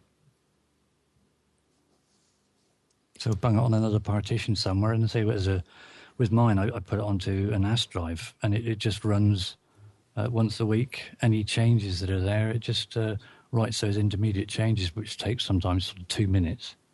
And then I've set it to only keep 4 backups, and then it just removes the oldest one from that, and then just carries on like that. So it's always sort of separate, and the NAS drive can be in any room you want. To go back to Linux versus Windows, Bruce, how often do you restart your Windows 8 machine? Every day. That's just my practice. I shut it down at night and I reboot it in the morning. You know, when you use something as a server, you can't do that. Because, you can, but you annoy your customers. Well, yeah. I remember one time when we had to change something on one of our servers. It was like, wow, what a milestone. It had on it. It was up and running for 800 and some days. And we said, wow, we should take a picture of it. Now, they were talking about a machine that was running Solaris on a Sun machine that was running uninterrupted for 3,737 days. Wow, that's amazing. You wouldn't have got story, that on XP, would you? Hello, Nick. Good morning. Morning. Good morning. There's a Good story morning. of a company that was actually doing some remodeling, and they were kind of spooked because they didn't understand the floor plan. Then they finally realized that there was a room inside on the other side of the wall. This room had no door to it. They figured out, they cut through the sheetrock, went into the room. They found out it was a server room, and there was a Linux server in there that had been running for 4 years, and it had been so stable that they'd forgotten about it. Yep. They always accessed it remotely. Yep. It Well, says Windows a lot 9's about... going to be like that. Yeah, I mean, Jerry says Windows 8 needs to be restarted. Mine sat there for 6 weeks with critical Windows updates waiting to be installed. Windows 8 will automatically shut your computer down and restart it in 2 days if you don't do so. So I don't know how that happened for 6 weeks, but that was one of the things I like about Windows 8. The updating experience is far more seamless than Windows 7. And if there are updates, you'll get a little pop-up. It'll say, we're going to shut down your computer and restart it in 2 days to install these updates.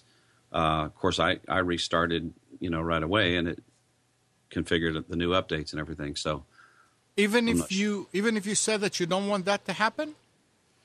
Well, I don't know where you can say you don't want that to happen. I'm just telling you it is the default feature in Windows 8. So interesting. In Windows 7, you got to click the little shield and do it. Windows 8 protects you by getting you these some of these critical updates that you need. No. I mean, you can set up Windows 7 or Windows XP even to say, yeah, go ahead and do it automatically, and it will restart your computer. I mean, sometimes I come into my security machine screen and it says, Windows was restarted after applying blah, blah, blah, I don't know. And okay, so you did it. But on other machines, I don't want it to do it by itself.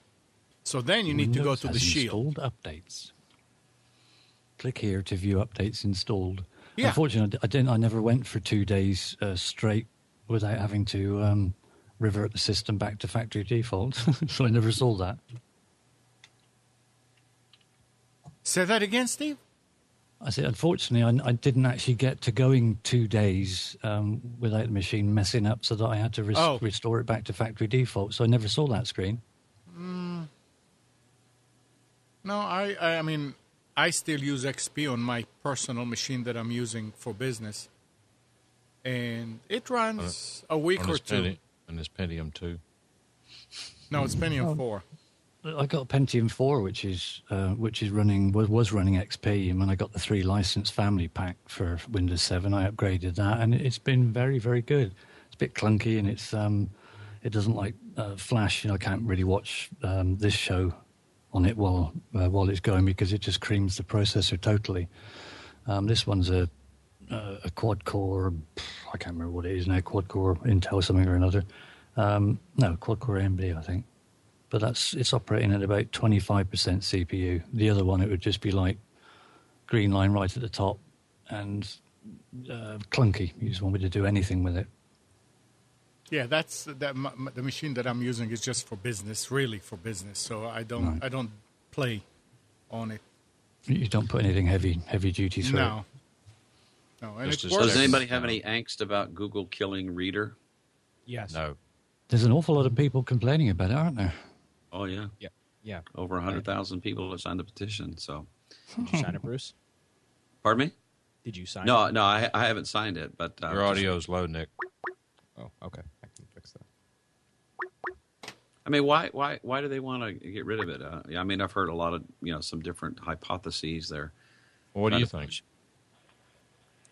Well, I mean, I don't know. I mean, it's a great There's only one reason to kill it, because they're not making any money off of it.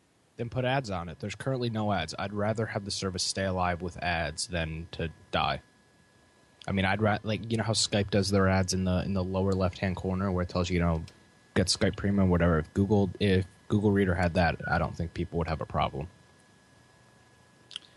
Well, I mean, if you got your customers out there that really like it, and there's this public outcry, why kill it? I mean, wouldn't you want to render good customer service and keep your people happy? I mean, I don't think keep Google them in your cares. ecosystem. I don't think Google cares anymore. You might be right. I'm dead serious. I'm not being funny at all. Whenever they canceled Google Apps for Business overnight with no warning, it's all about Google. It's not about the customer experience anymore. I think they may be getting to the point of company rot. All right, guys, slow down a second. Who just called in? And I'm not talking about dirty boxers. Are you talking about Larry Lawrence? I'm talking about Larry. I thought that was Larry. What's up, Larry? I had a question. On my wife's computer, this thing came up. It's called MindSpark. It's a search toolbar. It didn't just come up. Somebody installed it. Right, but I've tried to get rid of it, going into control panel, and yep. I can't find it anywhere. And I've got that super antivirus that I got from the show. I run that, but it can't find it. And not all these things are actually malware or bad for you. It's bad for you because of the real estate on the screen, and because your reader, for instance, is just going to keep on reading it. Yeah, but it may be under a different. It may be under a different name, and you also can probably uninstall it from the plugins or the extensions in the browser, or just right-click on one of the other toolbars, and you'll see which toolbars are installed, and you can uncheck it and maybe find out what's the name, because sometimes they go under a different name. So it'll be associated with something else. Yeah. Apparently it's part of my web search, because there you go. It says this is the customer support department for the MindSpark toolbar here to provide accurate information on how to install the toolbar. The toolbar is configurable, and there is a particular aspect of the toolbar that does not agree with you. You may opt to change your configuration rather than uninstall. Help for this toolbar can be found at, and I'll put this in chat, or somebody can, helpint.mywebsearch.com. Anyway, in short, it says to uninstall from your computer's Start button, go to the Control Panel, go to Add Remove Programs, select My Web Search, MindSpark, where product name is the name of the site that you downloaded the toolbar from. Maybe it's probably going to already be there. Then click Remove and reboot your computer. So apparently you're wanting to remove My Web Search instead of MindSpark. Right. Oh, and you really don't need that My Web Search. It's garbage. Right. Okie doke. I figured it was something simple, but I just couldn't find the thing. All right. Yeah, I was thinking about you yesterday, Larry. Wondered where you were. Right here. All right. Well, that's good to know. Everybody's got to be somewhere. Right. Yeah, I'm going to call you one day during the week. Got some music questions to ask you. All right. Well, hit me after 5. Okie dokie. All right, Larry. Y'all keep it up. You too. We're going to keep it up as long as it'll stay up. Right. Right. Bye-bye. Bye. By the way, there's... Everybody, it's the Lone Squirrel. I'm here to tell you all about Lee Brown and about his show called Dirty Boxers and where this bloomin' numpty may be found. See, dirtyboxers.net is the place where you can scam a Zon array of blue or DVD. Just click the black button and you will see. For tongue-in-cheek and geeky chic, just listen to Lee 5 days a week, 9 a.m. in the EST. Just whisk your way to NAG Radio or NewAgendaStream.com. So is this still relevant? Kind of. I'm so annoyed by you lot. That's still relevant, yes, of course. I'm asking, I don't know if you changed the time or whatever. No, I seem to be the only thing constant on the internet at the moment. It's crazy. So you're following in our footsteps. We'll see who gets there the first, shall we? Let's see what happens. Well, we've been here since 93, so... Yeah, you got a long way to go. Oh, dear. You is playing Troublemakers, all ketchup. of you. I'm trying to sit here and enjoy my Sunday, watching you guys, not try and participate, because I like a nice Sunday morning with a biscuit and a coffee, relaxing, listening to you guys. Sounds like you've just got up, mate. No, But- mate. It's been a long weekend of parties. Then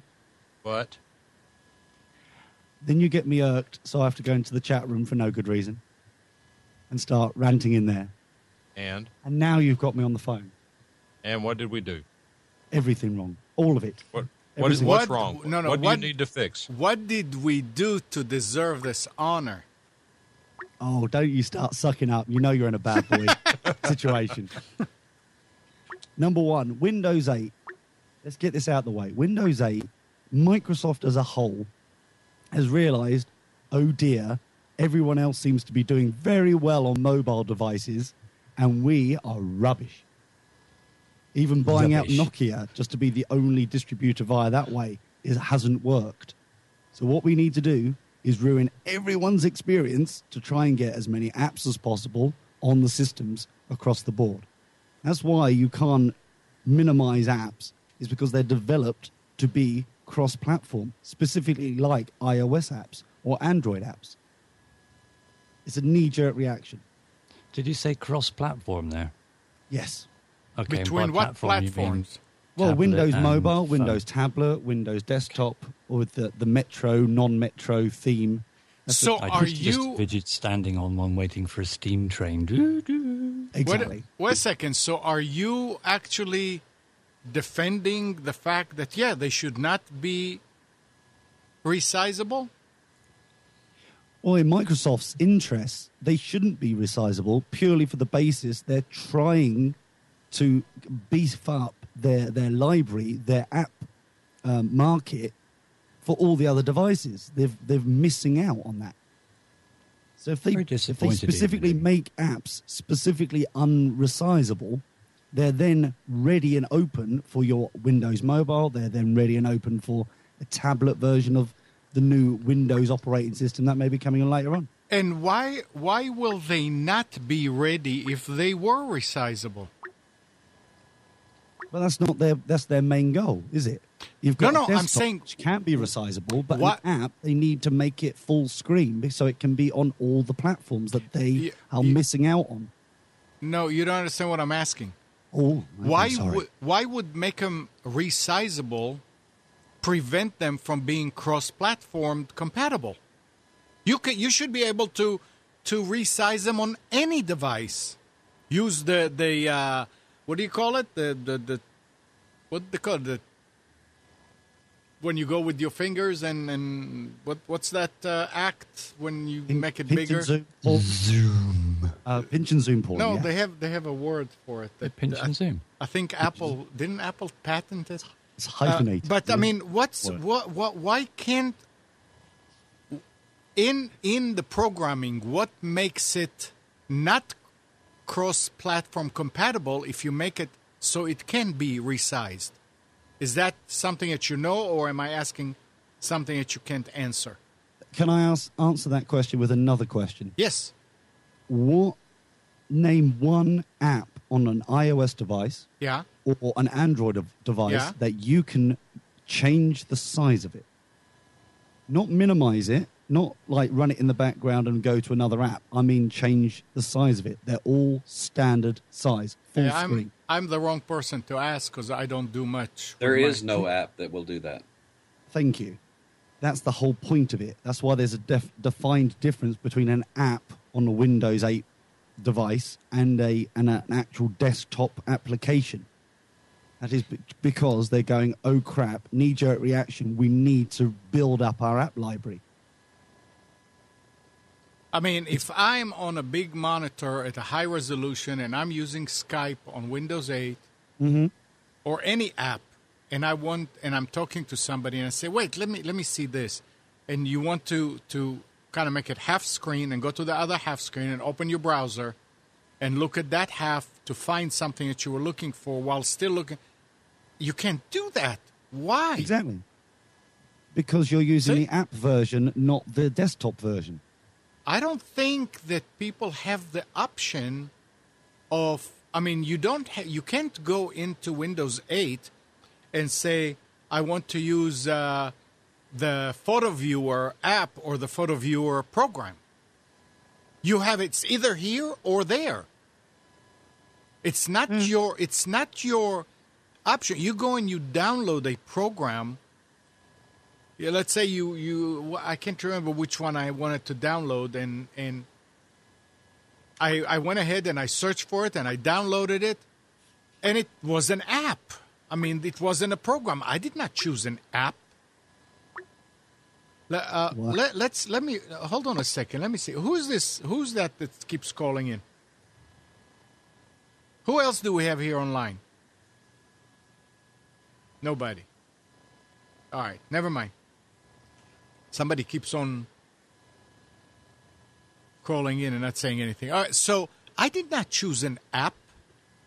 I wanted to download a program, and the person say, well, can you put it as a shortcut on my desktop because I'm used to use it like that. There was no way to make a shortcut. The program was there, and while it was running, it was perfect. That's exactly what she wanted, but I couldn't. It was an app. Mm-hmm. You can only pin an app to the start menu. So, and are you saying that actually if you're looking for program XYZ, that you can specify, I want it to be a program and not the app for Windows 8? I'm asking a question. You should be able to, yeah. Okay, well, I never thought about it. That's interesting. I'm just saying it's the obvious. If you're trying to be a competitor to Apple and you're trying to be a competitor to Google, and you've had your head in the sand, this is the only way you can try and get people to build apps, to build out your infrastructure across. No, I understand what you're saying now. But that's not the rant. Before you just go away from that one, I put a link there in the chat. Starbuck that makes Start 8, they've revealed a program called Modern Mix, which enables you to run and resize modern Windows 8 apps on the desktop, which is what I was talking about earlier. There's a link there. Cool. Guys, this is really, really simple for me. Okay. You install Windows 8. You buy a Windows 8 machine.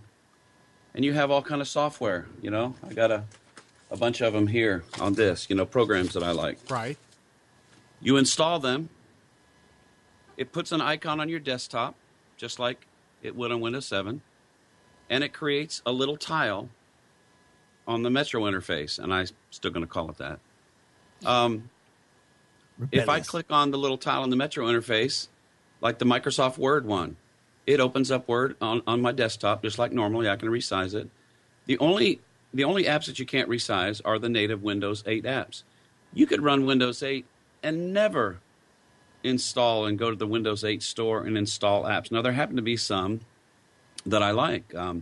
The Bank of America Windows 8 app. It's superb. Oh! I just remembered. Solitaire. Solitaire. The woman wanted to have Solitaire and Hearts on her desktop. I went ahead and I downloaded Solitaire. There's no way to put it on a desktop. It was an app. Keep going. You just reminded me. Okay, go ahead. Sorry, Bruce. Well, I'm just saying, you don't have to even mess with Windows 8 apps if you want to. You don't even have to be concerned about apps that you can't resize. I agree that they ought to be resizable, and it should happen within the operating system itself without you having to purchase or download another program to do so. I think they should have made the start menu. But, if you don't want to, mess around with the Windows 8 app, just install the normal programs you run, whether it's Quicken or Foxit or Microsoft Word or Picasso or Camtasia Studio 7, Logitech software. Or Zoom, I've got all kinds of icons and for these programs, and I just run them like normal. I don't even have to play with Windows 8, So if there's some Windows 8 apps that you like, then use them. And so you see, but that was my point, Bruce. You could have for Windows 7, for Windows XP, you could go and download all kinds of Hearts or all kinds of Solitaires, and they were programs. You can still do that now. There's no reason why you can't go out and Google a Solitaire app for Windows and install it. Now, you go and you look for Windows 8 Solitaire, and yes, there's a bunch of them, but they're all apps. Now right. I understand they were all apps, and you go and install it, and you can't put it on the desktop for the person. Well, that's your choice, Amnon. If you want to do a Windows 8 Solitaire app, that's your choice. If you want to Google and find a regular, normal Windows operating Solitaire, you can do that, and it'll put the app on the desktop. So you're saying that you can take any kind of Solitaire program, and it should be compatible with Windows 8. I thought they were and not. It's going to put an icon on your desktop. It's also going to create a little tile on the tiles if you want to launch it that way. Okay, so it's inexperience. That's fine. I'll go along with that. I'll go along with that. You know what my criticism of Windows 8 at this point is, and I've already told the group today what my experience has been, which has been about this much. And I think that Microsoft sort of missed the boat by not making the interface between the two desktops more seamless. When I first saw it, I thought there was going to be a button. All right, if the Metro interface, yeah, that's fine. You click on desktop, you go to desktop, and now everything that was on Metro, like Skype and all that, now shows up as an icon on the standard desktop or the classic desktop.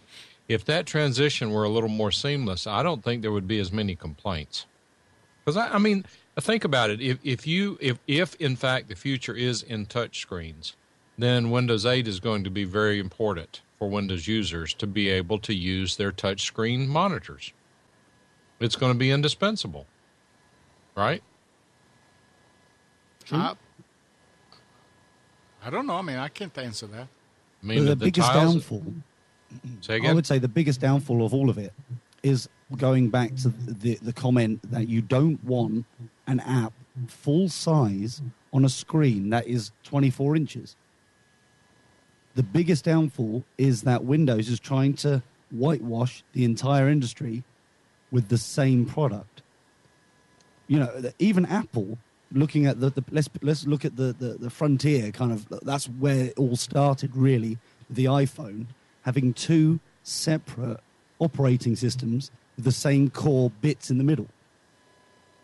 That's why we've got the difference, but it makes sense. Google had pretty much a fresh start with Android in some respects. Chrome operating system wasn't even on the horizon when they started Android. And, they could start from scratch and they didn't have any overhang or any issues there. The only one who had the biggest to lose is Windows and Microsoft. And we should have seen this coming from miles off. But we had Windows 7 that suddenly came out, and it was like, wow, they've actually done something decent for once. It's actually working. Well, ignore Vista. And now it's operating really well. And then they knee-jerk reaction because they haven't got the market share like they should have. But then, they haven't been a cutting-edge company for years now. Okay, now I've got another question, Bruce. With those, you want to talk about the Galaxy S4? No, with Windows 8. I'm burned out on Windows 8. No, no, go ahead. Wait. I want to understand. Maybe that's the same reason. Why do you have to hit Alt F4 in order to close an app? You don't have to hit Alt F4. You just put your mouse at the top and you drag it to the bottom of the screen. Instead of is that the replacement for the X? Yeah, I mean, that's just a Windows 8. That's the way it works. You just put your mouse at the top, you click the left mouse button, you drag it down, and it's gone. It's actually gone. Yeah. Does it close or does it just minimize? No, it closes. Or if you have it. a touch-enabled device, it's the same as clicking the X. Just drag it towards the bottom and it closes. So that's the thing. That's where the touch or keyboard mouse are different. Because you use the keyboard and you hit escape and it goes away, or you close it or whatever, and then you realize, wow, I'm running all these things in the background. They did not really close. You can always go up to the top left with your mouse, and it will show you the programs that are running, and then you can just right-click and close. But again, I'm thinking about your average person who's going to buy a computer off the shelf in a store, a desktop, not touch-based, and with Windows 8. Well, hopefully they'll be buying the new Windows 8 Surface Pro. But come on. There's a lot of computers out there in the stores that are just regular desktops and just regular laptops. If it's a normal person, if it's the average Joe, I would recommend, and I've been doing this myself, and I don't care if I get any backlash for this, there are specific resellers in the UK at the moment that are still selling Windows 7 versions of good quality desktops. Absolutely, yeah, we tell them. Okay, eBuyer, etc. There are loads out there that do it. Yeah. I'm sending everybody who are not exactly tech savvy to these people. I've got links ready to go to send them via tweets and stuff, because I'm just not sending anybody like you're saying, the sort of person you're saying, Amnon, not sending them anywhere near Windows 8. Right. But here's my point, within guys, 5 with minutes. Windows 7 versus Windows 8. I don't inherently think there's anything wrong with Windows 8. I don't, and just with my brief exposure to it, I'm not sitting here saying, oh, wait, it doesn't work, or, oh, wait, that icon. The point is that we're old farts, and the transition between the two is the frustration. It's not that Windows 8 is not a good system. Now, I would say that Windows Vista was not a good system. Sure. There's this old story that Microsoft bites the big one every other operating system, that Windows XP was great, Windows Vista stinks. Windows 7 is great, therefore Windows 8 stinks. So far, I haven't found that case to be the case. I haven't found any reason to believe that Windows 8 is Windows Vista.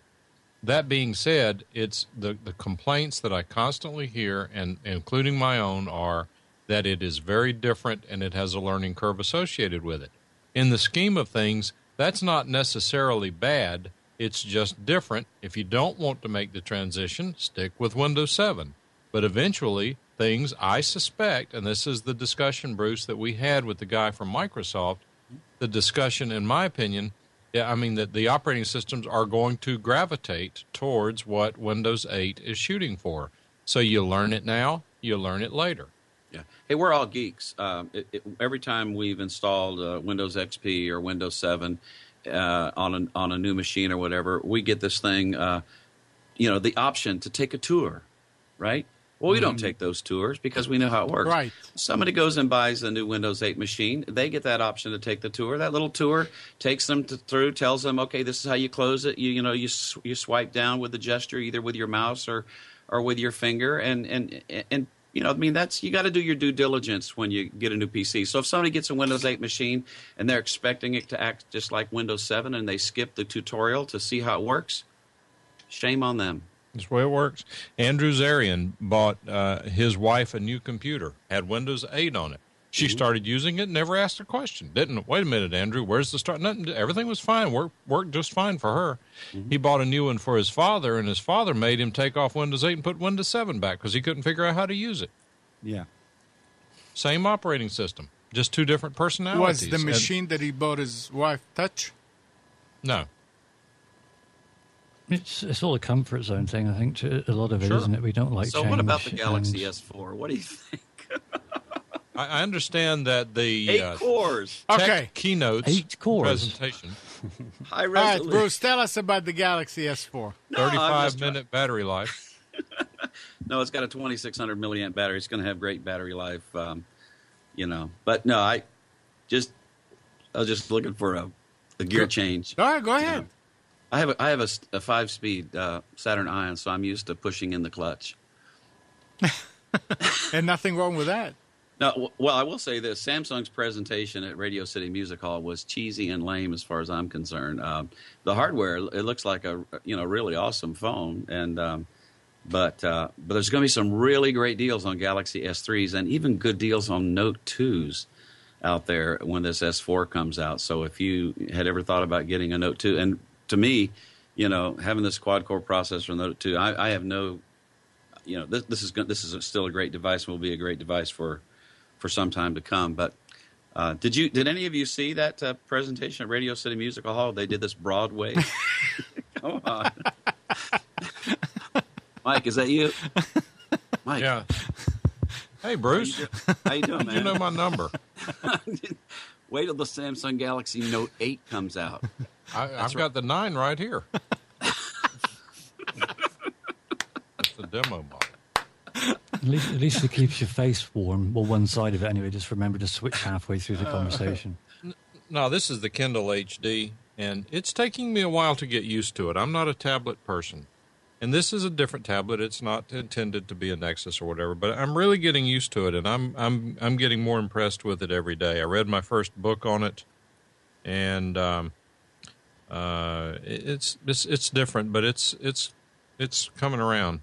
I just see, what is this, USB compatibility? Some computers require a free file transfer utility to copy files between the computer and your Kindle.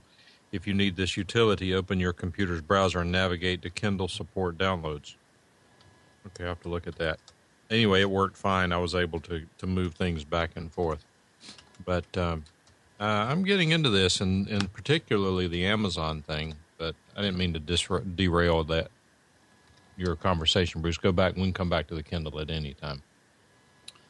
No, I mean, it's, of course, there's a lot of, big deal events that have been going on, and they're noteworthy in the tech area. Steve mentions about Sony bringing out a 20-inch tablet touchscreen. Asus is coming out. I think it's called the IXO. It is a 21-inch tablet. And this is expensive. I think it's like $13.99 or something else like that. But it comes with the docking deal. And when you dock this tablet, you have an i7 processor, runs like a PC, runs Windows 8. When you pull it out, you've got this takeaway tablet, large to be sure, that runs Android Jelly Bean. So it's kind of an interesting thing the way people are experimenting with some of these devices, these hybrid things. So it's interesting. Huh? I want to hear Dirty Boxer's rant.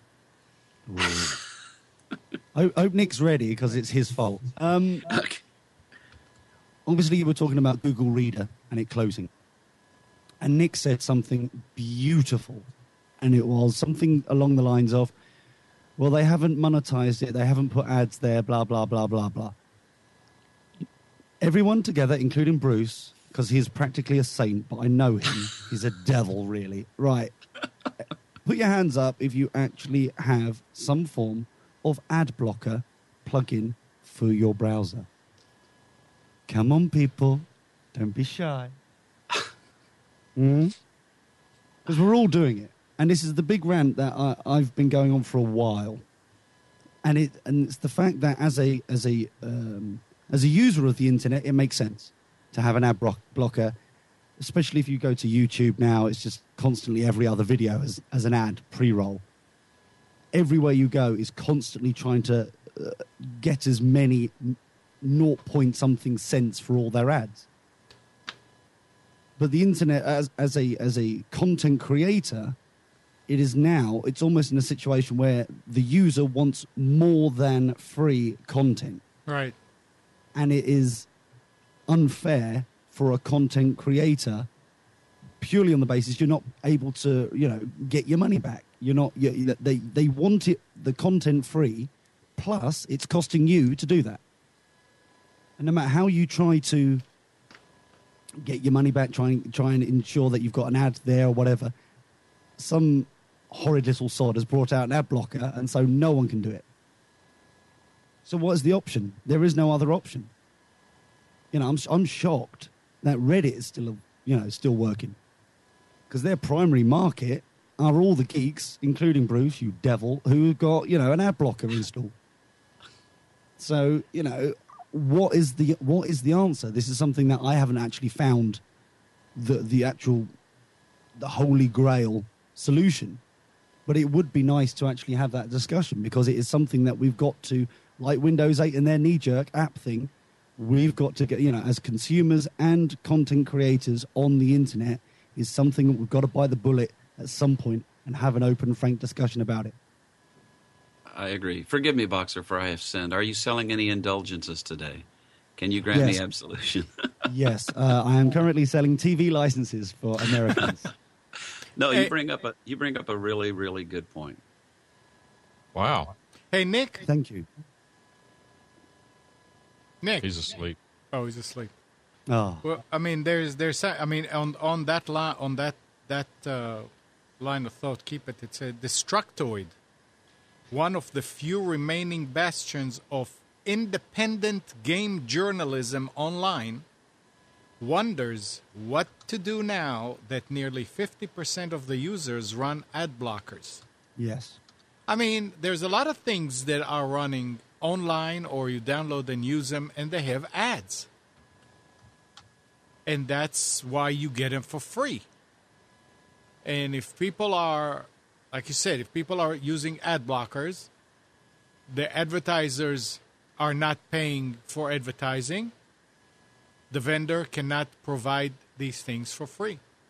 Now, this is not, and I want to make a big, a flag here. We are not talking about the ads that are read in shows, because I think that's got a big value there, long-term value for people like the guys from Queens, obviously, with hover.com or whatever it may be over there, or even Twit, whoever it is. They read the ad, so it's embedded in their content.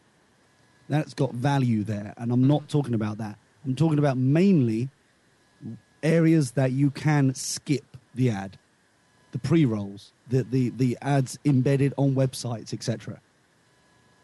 My objection is the pop-ups. I only block the pop-ups. I do not block the ads that even the ones on the right-hand side of the screen with the flashies and all that. I don't even see them. But the ones I object to are the pop-ups for a number of reasons. You never know what's going to get popped up on you. So I have a pop-up blocker more so than just an ad blocker. Mm-hmm. I know that the pop-up blocker, the ad blocker pro, whatever that is, whenever you see a flash ad or some sort of ad, there's a little tab on it that says block. So if you want to block that ad from showing up, you can. I never click on that because those ads, they just don't bother me. And if I'm going to get something for free, they have to be able to pay for it. And I really don't object to a reasonable amount of advertising. When you go to certain pages and it's nothing but advertising, then that's much, and I just don't go to that page anymore. Yeah. Yeah, I mean, I go into ad block options. There are all kind of options like I'm looking at right now. I can check the box that says, I like the text ads on Google search results. Show me those. So there are some customizations that you can do to find some kind of... More money to Google. As long as there's more money to Google, it's okay. Why? What do you mean? What does that it's because it's a Google. It's show the Google what Google has been paid for. Show them in their search results. Not what about the little guy? What about Nick? That's why I wanted to bring him up here, because he's a guy who creates something himself. And, I want to talk to him for somebody who, how does he manage to do it? Because there ain't that many answers out there. I'm actually shocked that Ustream, of all places at the moment, seems to be the only one that is rebellious from the ad blocker and actually kicks in ads in any time within 10 minutes or whatever it is. That's the issue, I think, with the Ustream. I mean, watching any show on Ustream is just it's practically impossible. I mean, you miss so many parts of it, especially if you get the long 45-second ad. I mean, you're just missing segments of shows, so it's just it doesn't work.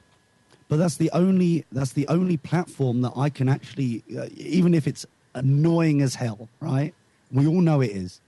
Yeah. That's the only place I can say for definite was the last time I saw an ad. And I mean, the ad blocker won't do it. You will see ads on Bamboozer too. Pre-roll, though, isn't it? Yeah, pre-roll. It's only pre-roll. That's the thing is all the CDNs now just have pre-roll, and pre-roll isn't an issue. It's just the mid-rolls that are the real issue. Yeah. I was on set webinar last week on Ustream. Mm. I mean, it was a waste of time because it was for beginners, but they said that we'll answer your questions when I registered. And they said, what is your question? I said, I want to know what to do about mid-rolls. And I'd like to talk to somebody because I've got some ideas for you guys. Because you are missing a big part of the broadcasting community because of that.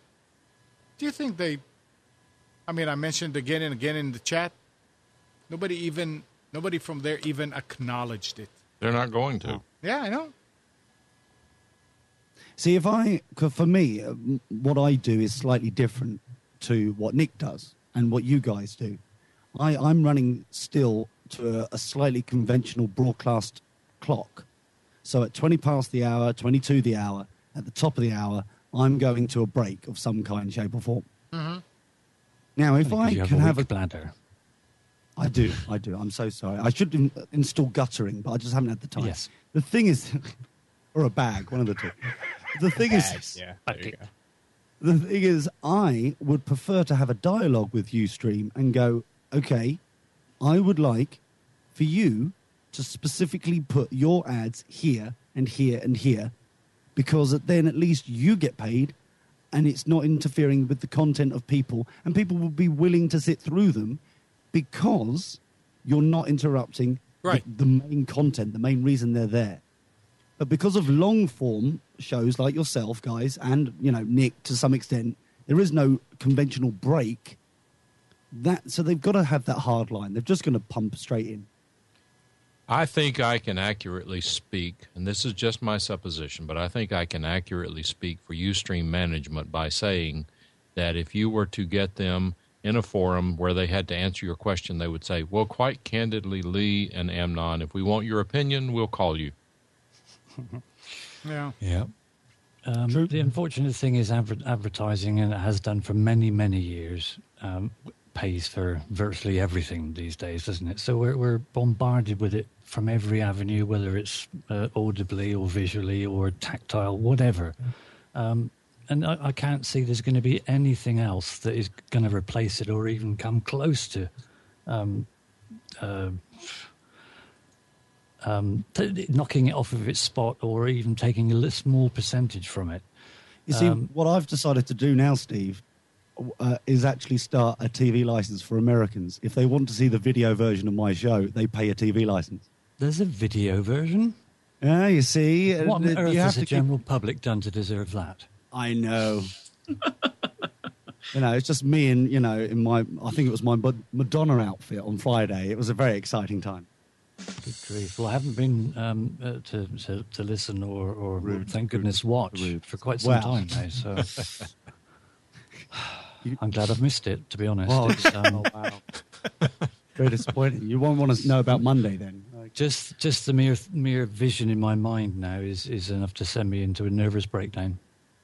Well, the interesting thing about this, it's a good discussion. The difference between an audio based show like Lee is talking about, or a video based show, What are providers like Stitcher and Mixlr and everything? What's their model? I mean, they're not. I mean, if you do, let's see, like Spreaker, you get a little thing in the beginning, Spreaker Radio or something like that. But are you doing video as well, Lee? Seriously? Seriously, I'm because I've always maintained I'm a radio audio podcast that happens to do video. So the video is valuable to people. People have been asking for it forever, so that is valuable. And I've always said that's extra bandwidth that I've got to deal with. It's extra money that I've got to come out of my pocket. If you're willing to pay for it, that's fine. And that's where we've come to the TV license, and that's where it's come to. It's been a natural progression.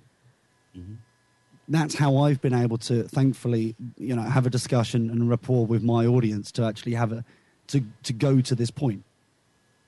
And and also the ironic thing is, obviously, I'm British, and anything British that's exported is somehow paid by a TV license. So like Top Gear and stuff like that. So I'm just playing on that as well. The irony of that. So it just makes sense. TV license isn't trademarked in any way, is it? Like, No, not owned by the BBC.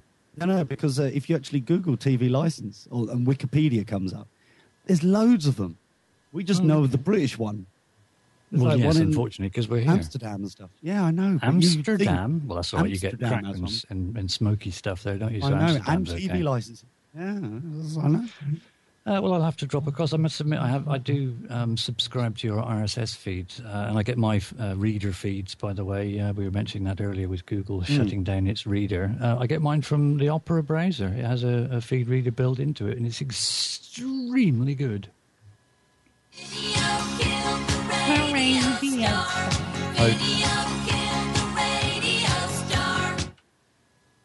It's before my time, I think. I don't know. You're not that young.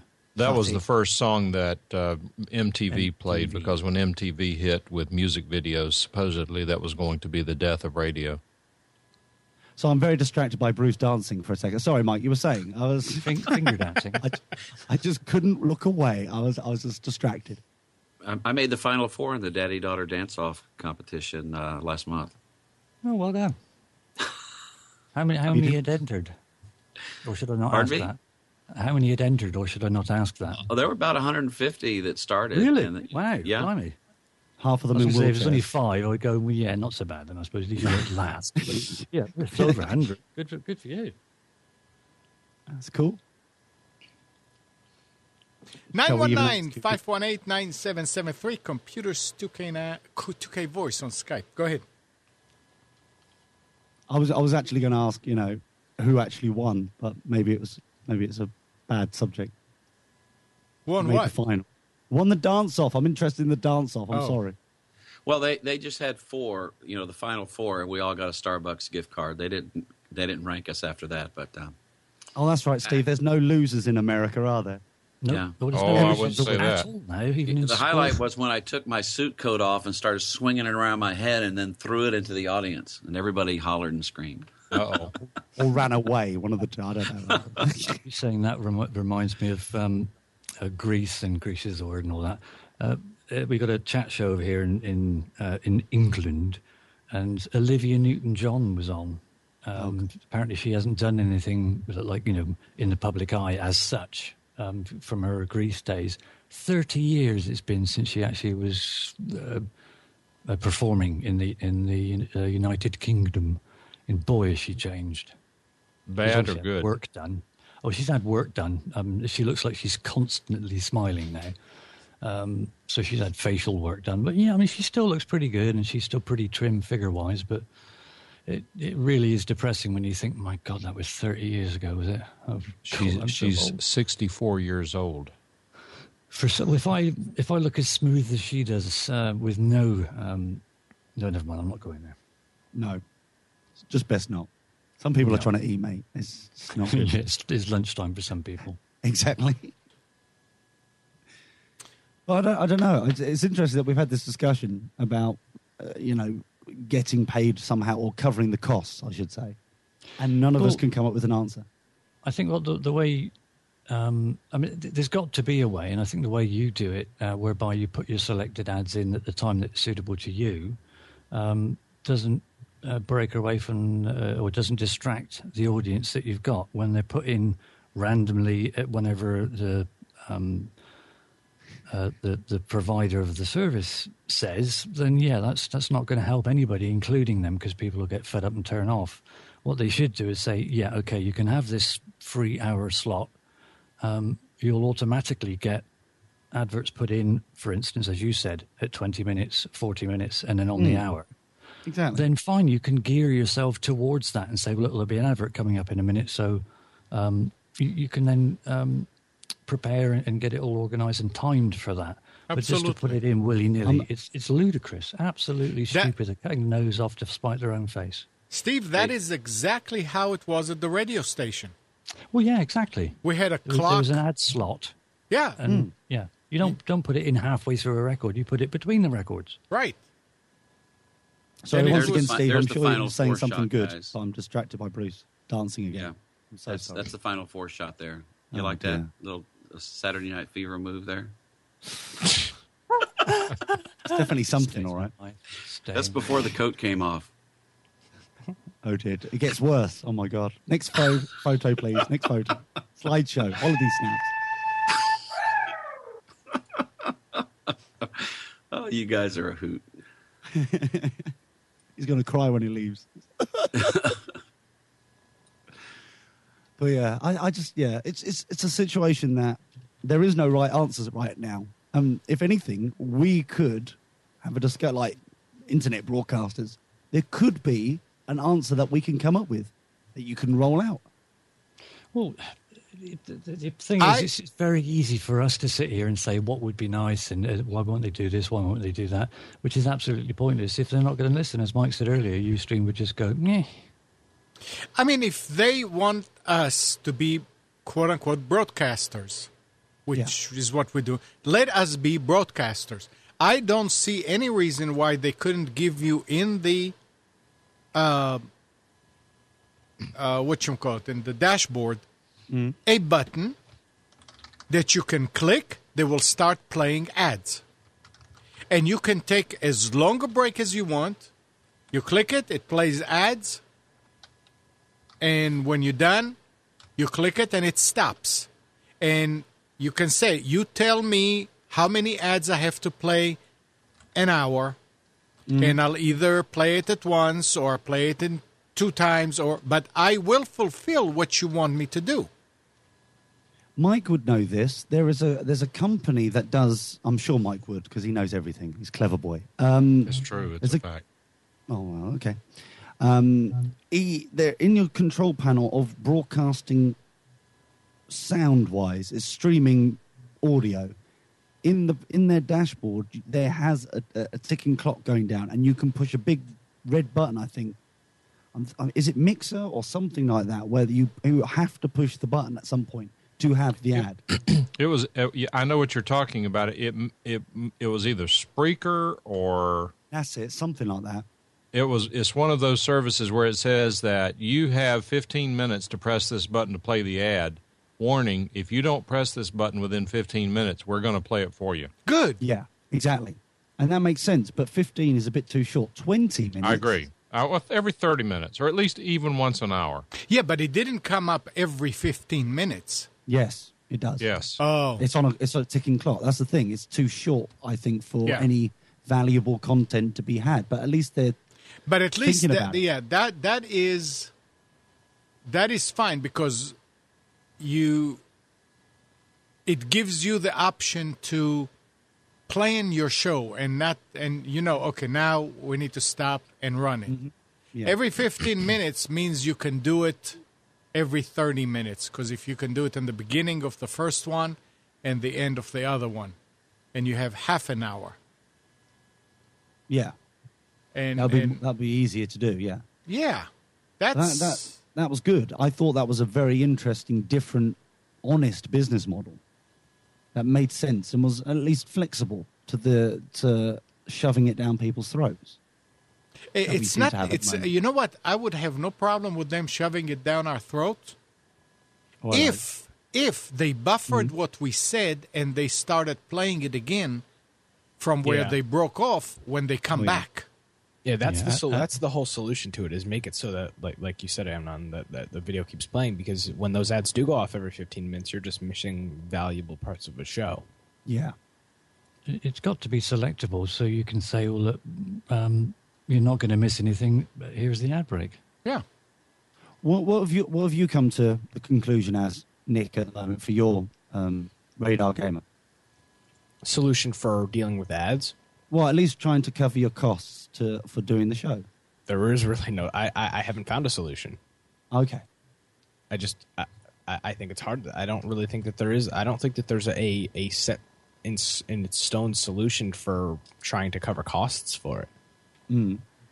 I just think... I mean, for me, I'm just using what I have. No, this goes back to the discussion we've had over and over and over and over again, and that is that there are only two ways that I see to monetize or to amortize the cost of the broadcast. One is with advertising, the other is by subscription. In my opinion, the subscription model is toast. There are only about 0.00001% of people out there who are going to be able to sustain a subscription-based model. May be wrong. Maybe it's 0.0001 instead of 0.00001. That being said, you're going to have to do it based on advertising, and it goes back to some comments that Leo Laporte made whenever he was giving the keynote at some event they had out in Las Vegas. I forget what it was. Something, the podcasting something. New Media. NMX. Yeah. Yep, NMX. That's what it was. And he said that there is so much advertising money available for internet broadcasters that it is incredible, because there are billions of dollars going into electronic media every day, and most of these companies spending those billions of dollars hate not having other choices available to them because they are so dissatisfied with regular commercial TV as an advertising resource.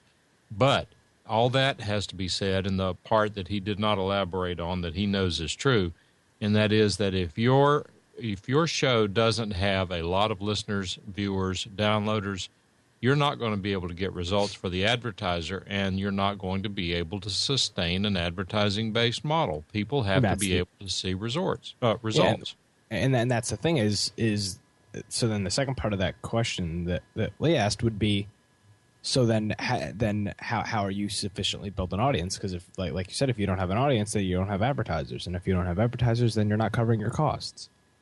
Well, I mean, there's no loop. this is a great point, though, Nick. There's no guarantee you're going to be able to be successful. I can show you radio stations that can't sell enough advertising to stay on the air. Exactly. Because they're not broadcasting dirty boxes. That's the thing. You know. As soon as they start broadcasting, we're legendary. We're cult-like.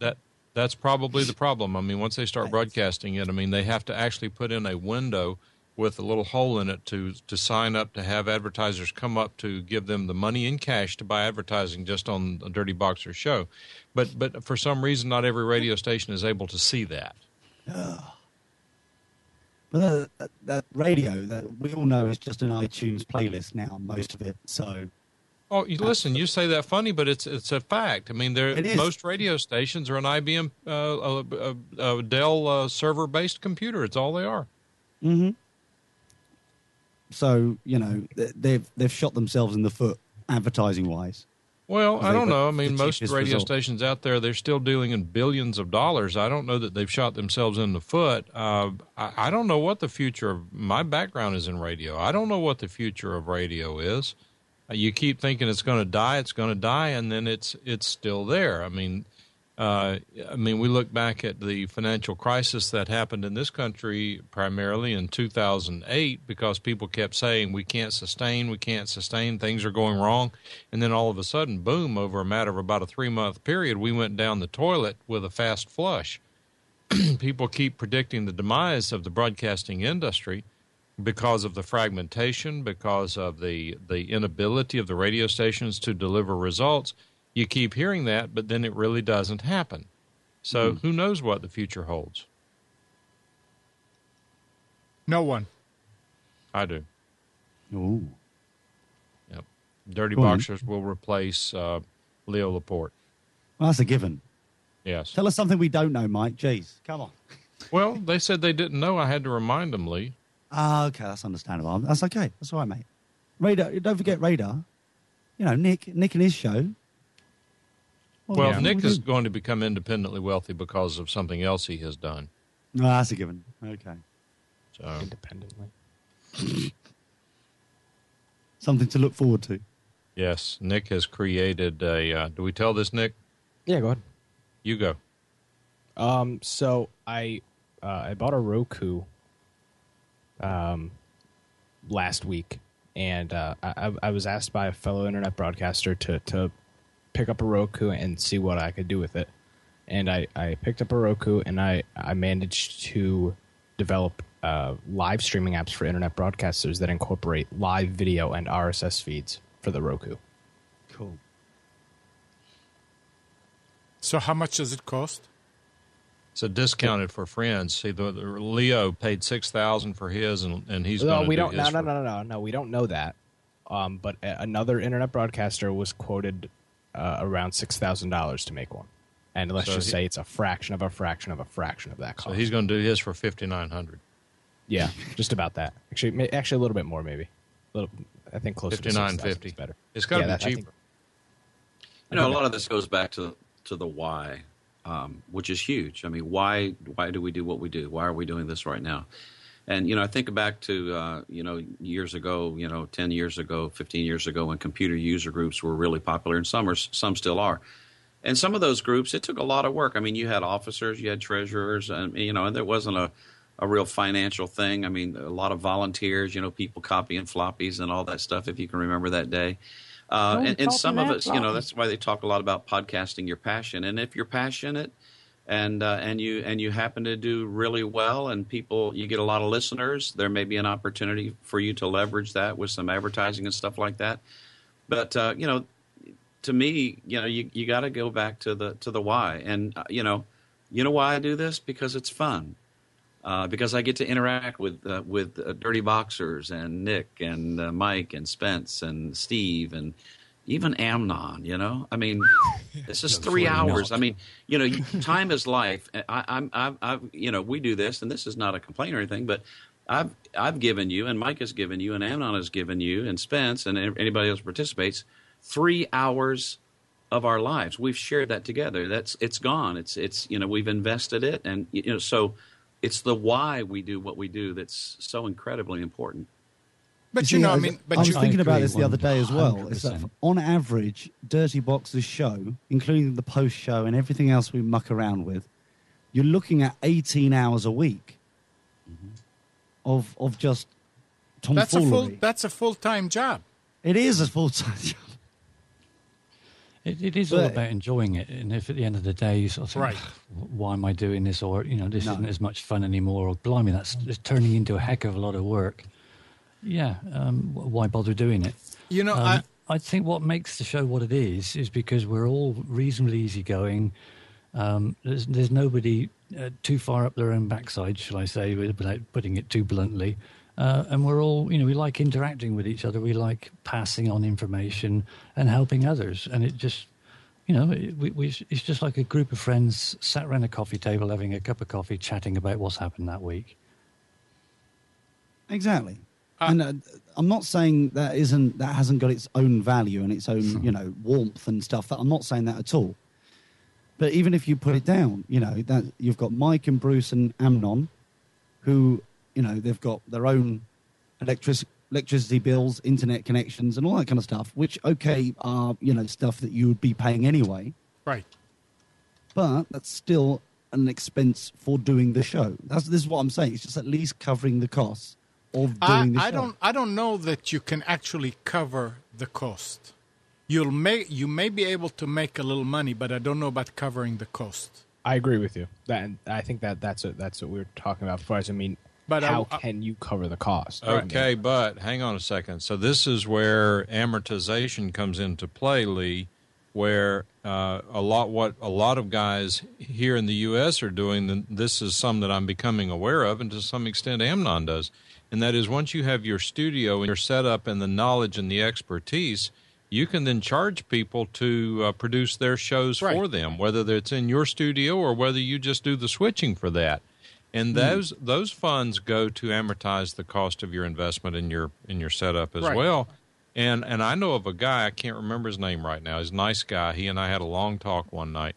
But he's out in Kansas City or somewhere. He actually has a building with a full-blown, it looks like inside Carolina, full-blown studio, receptionist, and everything. If you want to do a show on the Internet, then you come in, and he's going to charge you a certain amount of money per hour to have your show once a week, once a day, whatever you want. He is an origination studio. Cool. Right. This is just like the music studios that rent it to recording studios. Yeah, recording studios. Yeah. But I want to, after what Bruce was saying about us giving 3 hours and all, let's not forget that the viewers, those who come here week after week, are doing sort of like the same thing. Yep. Mm-hmm. So you can't belittle that. Now the other thing is, hey Nick, Yes. so you have a Roku box. Yes. Is it running? Yes, it is. TPN said, whatever his name is, Todd Cochran was saying that one of the things that the members of TPN are getting, and it was over a year ago, he said, now we are on Roku and we're on this and we're on that and this. Can you see if Computers 2K Now is on Roku? You'd have to have an app to. No, you'd have to have an. It's only audio. It's not video. If you're on Tech Podcast Network, then yes, your show's on Roku. That's but interesting. You're hidden, but the issue is you're hidden inside of the Roku app. So somebody has to go inside the Roku app, and obviously you're not going to be on the front page because they promote all the people that do their shows on TPN. Right. All like own it, so they all put their shows over everybody else's. All right. That's all right, Nick. We'll talk. No, but I think it's important to start having people on, start getting apps on Roku because it's such a growing platform. The Roku 3 just came out, and it's really inexpensive. Every place that you can get your show into is important because the more shows go onto these outlets, let's call them outlets, the more advertisers will feel easier spending money there because say, okay, well, people are using it. I don't know anybody that has a Roku box. I don't. I am not. You know somebody that has a Roku box? You? No, you know another person too. Who? Oh, Mike, you have Roku? I do. And you're using it? I do. No, we never talked about it, so I didn't know. I would have asked you to check on Computers 2K Now just to see how it's. Because I went to their website and I searched and I couldn't find. Actually, here, I'll check right now. So it's, but I understand what Nick was saying, that it's hidden kind of under TPN, under whatever. You can even link your Roku to your Dropbox account. Yeah, which I've done. Yeah. Yeah, Why would you do that? That would be interesting. If you want to show pictures, videos, things like that, you had. Oh, cool. That's nice. I didn't realize that was available. Wow, that's cool. All right, I'm going to see if you guys are in. Well, we're going to let Nick master all that, and he can tell us what we need. Absolutely, and he should charge for it, and he should make money, and it's nice that he's getting into things that are current and are needed. I mean, it shows head on a shoulder. Well, I think that's the thing is, so when I got the Roku, I kind of figured out how to get live video in a channel, and I had to do a lot of tinkering around with things to get video on a channel. I think the issue is people just don't want to spend time on it. I really do think that's what it is. But what people don't want to spend time? You mean developers? Yeah. Well, well. Not developers, but I mean, you could buy a Roku, Amnon, and if you had the resources, you could develop a Roku app. I am not a programmer. I mean, this is really my first time developing things. It's sort of like a script that you have to write to do something. Yes, exactly. And I think if people just got Rokus and really took I spent all day Thursday. I must have spent at least 8 hours Thursday trying to figure out how I could get live video and RSS feeds into one app. And once I figured it out, it's extremely simple, but people just don't want to figure it out. I know, because I tried to look into it back then for the video, and then I was told, no, you have to send it. They take it as an MPEG, not as a FLV or WMV. You have to encode it, and it's huge, and then you have to upload it, and so I said, forget about it. But obviously, it is important. I agree. I mean, it's you are doing the right thing, Nick, and that's what's important. You're not doing things that are just fun for you. You're doing things that are needed, and they're still fun for you. Yeah, exactly. And that's nice. All right, switching gears here. Oh. Listen to this. Iran is at it again. Taking a page from China's playbook, Iran has moved to cut off illegal VPNs. Quite aware of the censorship they face, many Iranians use proxy servers over virtual private networks to circumvent government restrictions and mask their activities. However, officials now say they have blocked use of the quote-unquote illegal tool. SlashGear reports that users are unable to access social networks like Facebook and Twitter or use services like Skype to make phone calls. Along with the blocking of the VPNs, the Iranian government have also blocked access to Google and Yahoo. See what happened when a country can have like such a strong hand that they can block services like that from everybody. I mean, I'm sure some people will have outside providers, maybe, I don't know. But this is ridiculous. How long can something like this last? Forever.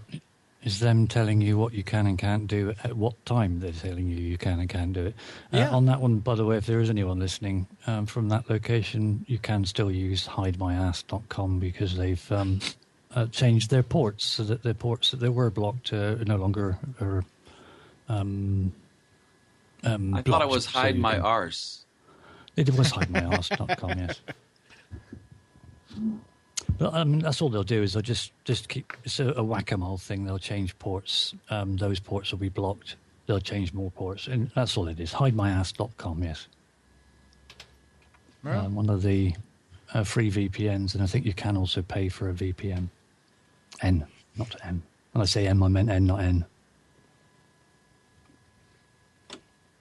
Anybody uses or knows of people that use a TP-Link router?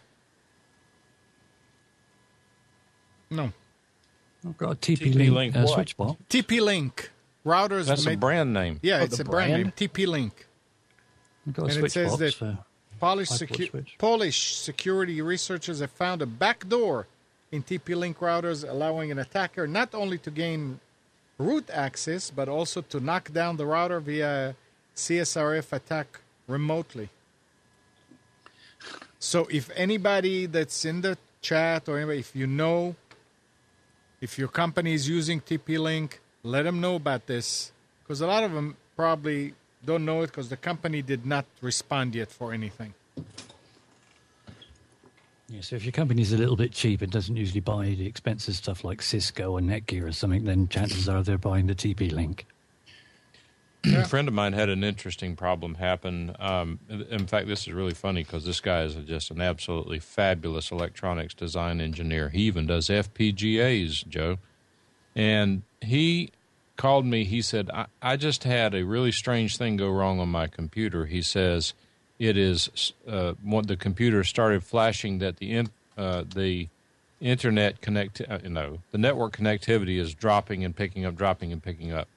And he said, I think the NIC card is bad. I said, well, that's easy to find out. Just put a plug-in card in and test it. He did, and it worked fine. But then two other identical computers started doing the same thing. He put NIC cards in those, and then they seemed to be working fine. But he did a transfer of files between two computers, and it took about 10 times longer than it should. He said something else is wrong. And I said, yes, you've lost your switch. He said, now how could I lose a switch? And I said, look, cause and effect.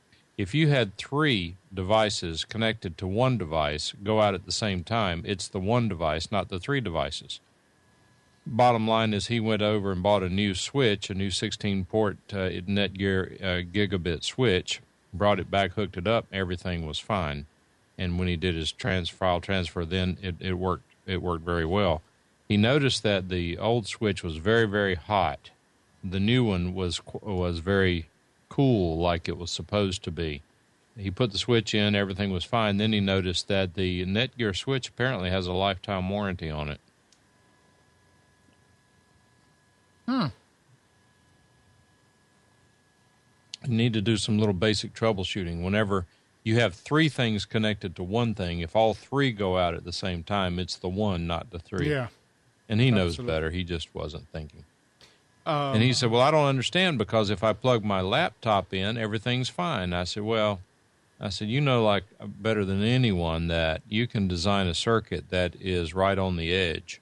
And if something has changed in that switch, that now this brand of Realtek network card on these motherboards, if they're now out of spec and not working with the switch, that's not a rarity. And he said, I don't know, that's kind of far-fetched. And I said, well, we'll see. And, of course, that's what it turned out to be. Joe says he likes ASUS routers. Do we even have those in the U.S.? They always get excellent reviews. ASUS routers, they get fantastic reviews over here. But do we have them here? I've never seen an ASUS Me router. neither. I don't think I have either. They're quite futuristic looking, very, very nicely, modernly styled. Looks don't mean anything. Well, no, looks are deceiving as well. You don't judge a book by its cover, but it's nice to have something that works well and looks good too. Well, we would get one of the UK models and bring it over here, but we would have to connect the WAN port to the LAN and the LAN to the WAN port, so that wouldn't work since everything's backwards. As in driving on the wrong side of the road. That's a joke.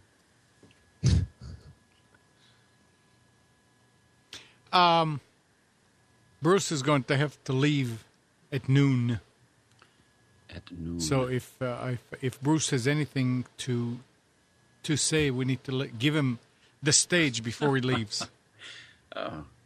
I love it. I just typed in the chat. I was just curious if anybody uses the Mailbox app. You know, Mailbox has become an extremely fast-growing, popular app for managing mail. You know, email is just kind of like Listerine, the taste you hate twice a day or whatever. You have to deal with it. But Dropbox just purchased them for $100 million, which is kind of interesting. You know, Dropbox, Mailbox, and what might they be thinking as far as integrating those two things? It could be quite interesting. So didn't know if any of our people in the chat use Mailbox. I'm on an Android device right now, so I'm not using it. But I know somebody that's using it, and they love it. Yeah? Yeah, Sean Callahan actually uses it. And Sean Callahan. Yeah, he was on the Bay list for a while, and he says that, you know, it really, when he doesn't have good bandwidth, he really notices it when, you know, when he's downloading mail and he doesn't have the best bandwidth in the world. It makes it a lot faster. Mm-hmm. Eric posted a link to this ASUS router, and now that these guys post it, I remember seeing it discussed, and that actually is it looks pretty awesome. And look at the reviews on it. What is that? 4.5 stars out of 654 customer reviews. Now it's more expensive, but that's sort of what you would expect. But I don't know whether do you have to have an Apple computer to work with this? Most likely. Yeah. They just work. Jeez.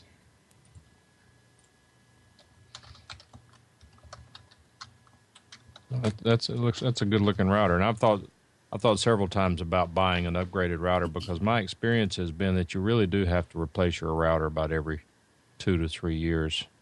Yeah, that's the only reason I've been hesitant to spend a lot of money on one. I mean, they just don't seem to last. It amazes me on a lot of these products that run off of a little, power supply thing that invariably are putting out either 9 or 12 volts or something around that. How on earth do they get as hot as they do when they're only putting out, like 12 volts at 300 milliamps? You think, flipping it, there's no way you should get that hot. How many people here have computers that they sign on with their finger? What do you call it? Fingerprint. Fingerprint recognition. There's I another. have one. There's another word to Biometric. it. I can't remember the word. Biometric. Biometric. At a Brazilian hospital, doctors were required to check in with a fingerprint scanner to show that they've shown up for work. Naturally, they developed a system to bypass this requirement, creating fake fingers so that they could cover for each other when they took unauthorized time off. Another good example of how supposedly foolproof security technology can, in fact, be fooled pretty easily. That is... The part I like about that story was it was one of the requirements to get the job that you had to agree to do it. Brilliant. Yeah. There's always a way to circumvent. Well, there's always somebody out there trying to better the system and get around any kind of restriction, which is good for us in most cases. You were saying it was good until its finger was chopped off. Now, I saw there was, talking about fingerprint recognition, I saw there was a Kickstarter thing that's reached its fund. I'm trying to remember what it's called now. But it's basically got a little, like a memory stick thumb drive that's got a fingerprint reader on it, memory built in, but it also stores your password. So you plug it in and it remembers and even creates passwords for you.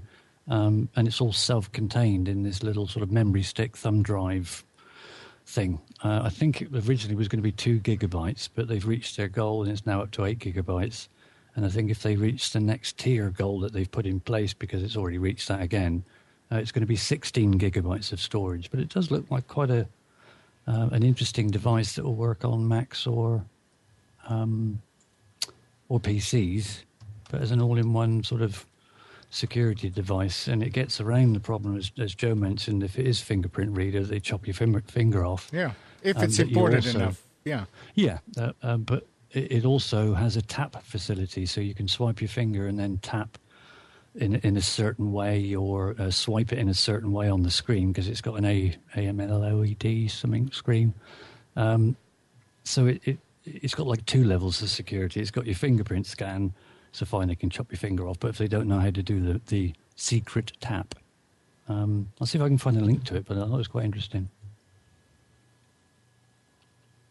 Go to Kickstarter. Since Gene is asking whether there is a way to recover email in Outlook Express, and I will warn you, Gene, it's a job. The tools used to be free and available, and because Outlook Express is so old, some tools work, sometimes they don't. I just posted a link in chat to oehelp.com that goes into a program called DB Express. There were 2 programs. I forget the name of the other one. What was the other one, Amnon? That it would actually go in and read the DBX files that are part of Outlook Express.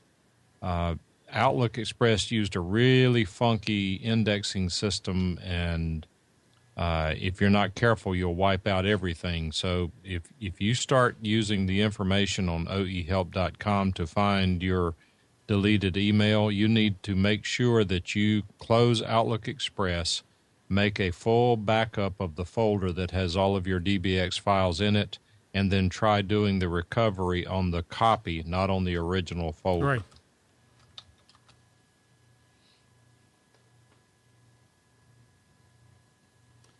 Right. Sometimes you can get them back immediately, and sometimes you can't get them back at all. The problem that Gene had is it was an add-on mailbox. I mean, one that was added afterwards, not one of the main ones. Mm-hmm. And somehow it got archived, which I don't know how, and they can't read anything out of it yet anymore. Well, those utilities are about the only options you have. and it's independent of Outlook Express. So if it's written by a guy named Steve Cochran, he's a PhD out in Tennessee or somewhere, absolutely brilliant, understood Outlook Express probably better than anyone ever did. There are some really good resources out there, and if you really need to get it, then you need to take a look at those tools. There's one of the tools that used to be free, but for some reason now they're able to charge for it. I have one of the old ones. I have no idea how well it works. There was actually a program that Larry, who called in a while ago, he lost a lot of his Outlook Express files. I tried the free stuff on his. I was not able to get it back.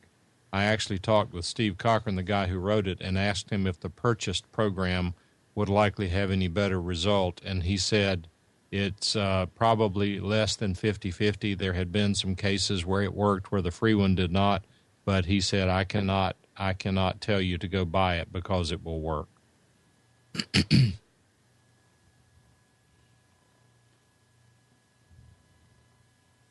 I don't know. I knock on wood. I never had a problem with OE. I still use it. Ugh. I don't know. Yeah, I just want to note, Skype has behaved itself quite well today. Have you noticed that? Yeah, your audio was just cutting out. Did you say that? You've gone and done it. So, did you guys read anything about some bad blood between Firefox and Apple? That's not surprising. No. It says Jay Sullivan, Mozilla's VP of Product, has revealed that the non-for-profit organization is not going to build an iOS version of its Firefox web browser as long as Apple doesn't mend its unfriendly ways toward third-party browsers.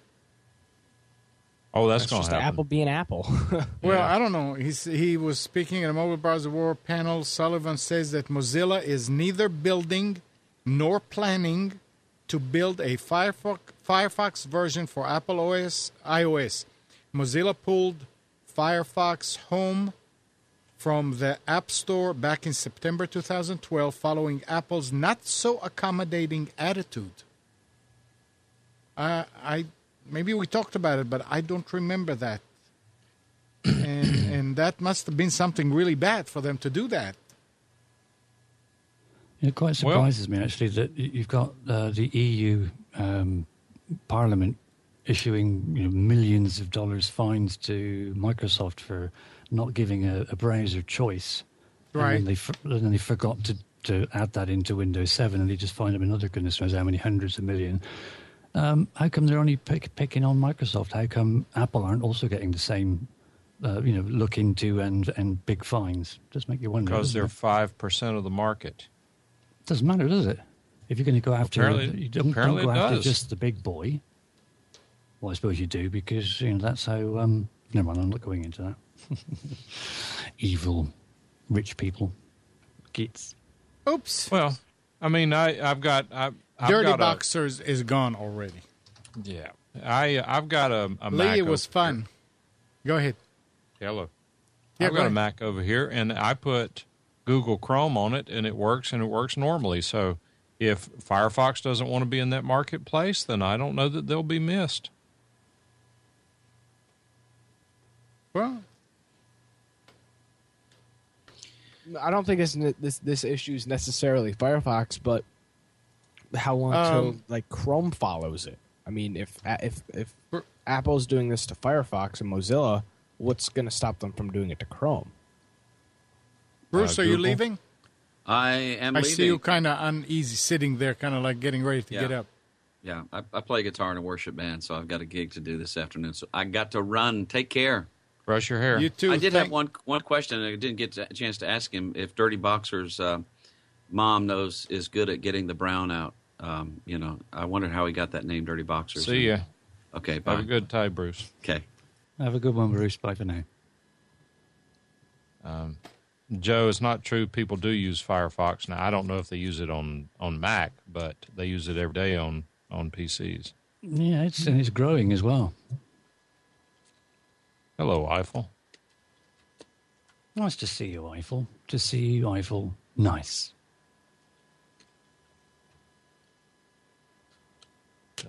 You know, it's just the way life works. If you can't get the browser you want to use, then buy a different system.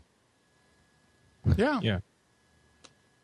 I've tried Firefox and I've tried Chrome. You know, they both work okay, but I'm just happy with everything that's built into Opera. That's why I've stuck with it, because it's all there installed. I mean, you have got little plugins and widgets things that you can put into it, but I'm not really bothered about it. It does everything I need, including feed reading and all that kind of stuff, and password storing and filling in website the names and address information and all that. It's just built in. Why bother with plugins and extra bits that just slow it all down? It's built in, ready to go. If you haven't tried it, try it. Opera. It's brilliant. I actually bought Opera when it was being sold. Mm-hmm. Eric says that Firefox works a lot better on Windows than it does in OS X, which is something we really wouldn't know about.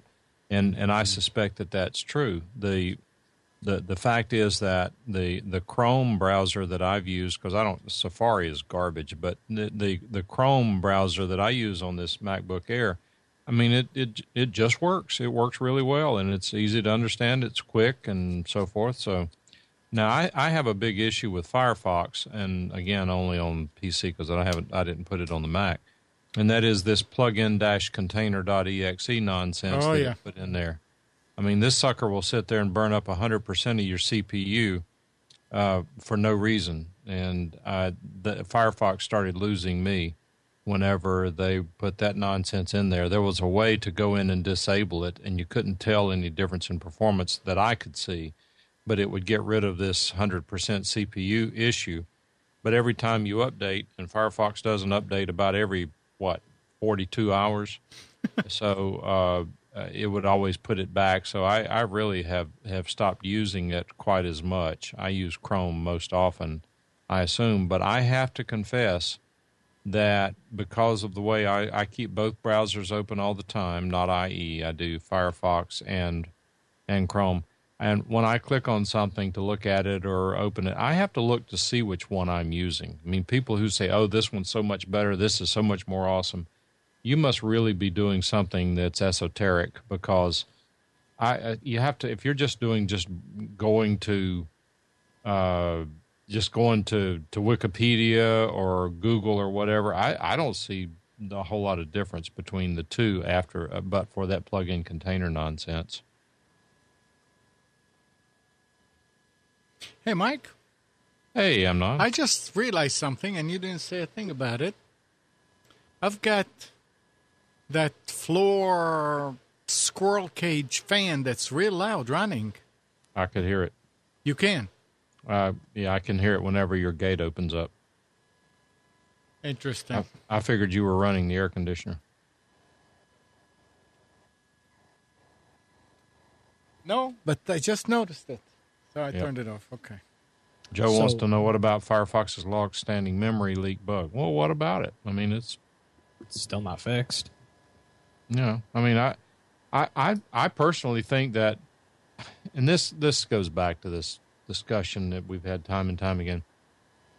Firefox is not commercial software. It's in essence crowdsourced, right? Yep. Isn't that one way of explaining the way it works? Yeah. And so if the group, as a general rule, loses interest in it, then it's going to suffer. At least Chrome is backed by a company with a profit incentive to maintain it and to keep it current. Whether that works is another matter, but I don't know. I know that I was sort of disappointed. I sort of lost interest in the Mozilla thing whenever they announced that they're not going to be developing Thunderbird anymore. I thought Thunderbird was probably their premier product for my use. It was really the competition to Microsoft. Well, I use Thunderbird every day. I really, really like it. And I have Microsoft Outlook, which is what I use. If I did not have Outlook, then I would be using Thunderbird as my primary email client. I don't know. I don't like Outlook. I guess I never got used to it. You never got used to it. I mean, there's some things about it I really like. I really like its archiving feature. So You can go in and why is your audio going crappy? probably because of the internet, it looks like the video is crapping too. It's probably because of Skype, thanks to Bruce. Yeah, it is Skype. It's Bruce's fault. Yeah, you mentioned it far too early in the program. Yes. Eric wants to know if Thunderbird is going away. I don't know, Eric. I don't know what their intent was. They said they were not developing it anymore except for bug fixes. And when that announcement was made, the question was, okay, does it do everything it needs to do? There's no reason to enhance it any further. Does it mean that they've lost enthusiasm for the development of it? I don't know the answer to it, but I think it would be really sad if it went away. And Brian is asking whether Firefox is better than Internet Explorer. Well, usually when you ask that question, you get a bunch of people jumping up and down, beating their chest, saying absolutely Microsoft with an S with a $sign sucks, and yes, you need to be using Firefox instead of Internet Explorer. Well, in my experience, I still use Internet Explorer some as well, but I just happen to like the usability of Firefox and Google Chrome better than I like IE. But that's just personal preference. If I have two browsers open and all the tabs full, I need to go to another website, and I don't want it to log me in automatically with my cookies saved. I'll open IE and go to it. Problem solved. So, and Miner LA says that IE does not work well with games. That's not true. There's a little operator error in there, I think.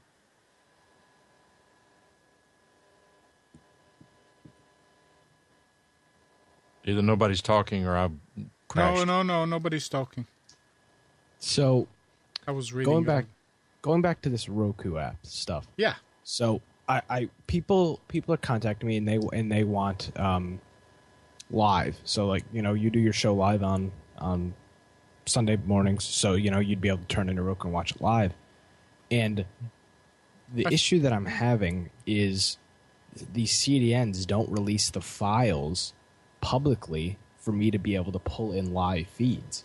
I think the not live is more important on Roku. If you can get up and watch it on your TV, you can watch it on your computer. Yeah, I find it really weird that I no matter what I do, I just can't seem to find it. You will. I mean, if you can find it, that's nice. But it's not even the point of finding it. They just don't publicly release it. I know talking to Andrew, he's trying to get one of these CDNs to release it, and they just don't want to budge. So because they want everybody to go there. Exactly, and they want everything to go, to their site instead of the Roku. Yeah, but I mean, it seems like to me that the after the fact that their archive, the RSS, is more important when it goes to that, so people can go and watch it whenever they want. Miner LA is mentioning that the game Zynga doesn't like IE, and there are some documented issues with IE. It's in essence an IE and Flash issue, but what that means is that if you're a software developer, if you don't develop your app to run on IE, you're crazy. I mean, there's so many people who use it because it's the default browser built into Windows, right, which is 85% of the market. I mean, if you want to be stupid enough not to support that browser that's so predominantly used, then that's your decision. But the bottom line is that there is apparently some compatibility issues between Zynga, IE, and Flash. There probably are ways to work through that and things that you can do. But if all you have to do is use Chrome or Firefox, why bother? Why go to the trouble? And then all of a sudden somebody will change something, then you got to go through the entire troubleshooting process again.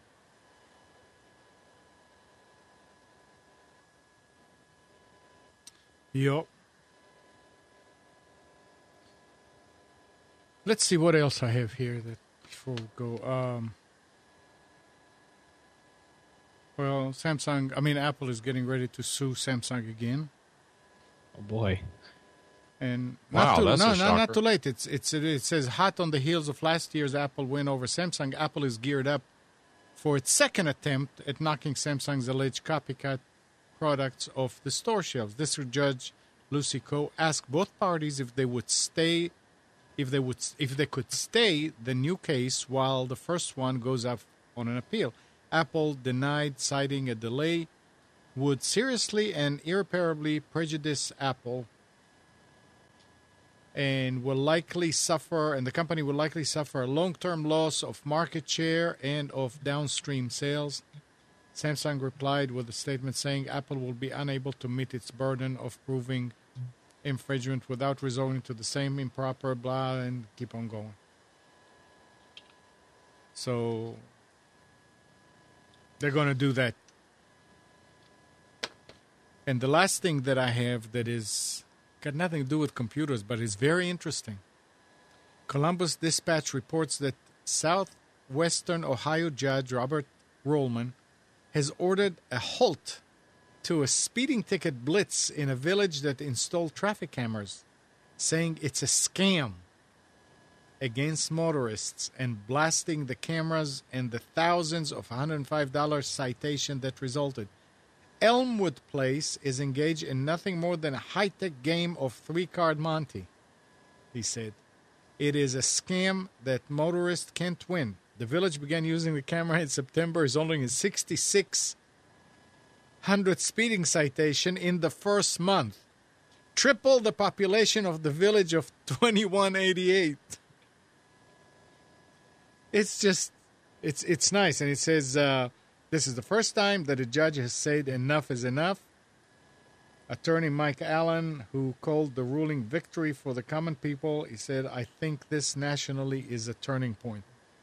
I know here in Cary they took them out. I think Raleigh still has them, right, Mike? I heard yesterday that they still have them. I'm not sure if that's true, but I know Cary took them out. Yeah. The company that puts them gets 40% and higher. So, yeah, I like that. Three-card Monte. I want to mention again to everybody that this Tuesday on That Vid Blaster Guy, Tom shares his most closely guarded broadcasting secret, and that is how he gets to show in front of over 50,000 potential viewers every month for $7. Yep, $7. And he asked, would you pay $7 for 50,000 potential viewers? You would? Then tune in on Tuesday, this coming Tuesday, at 3 p.m. Eastern at thatvidblasterguy.com.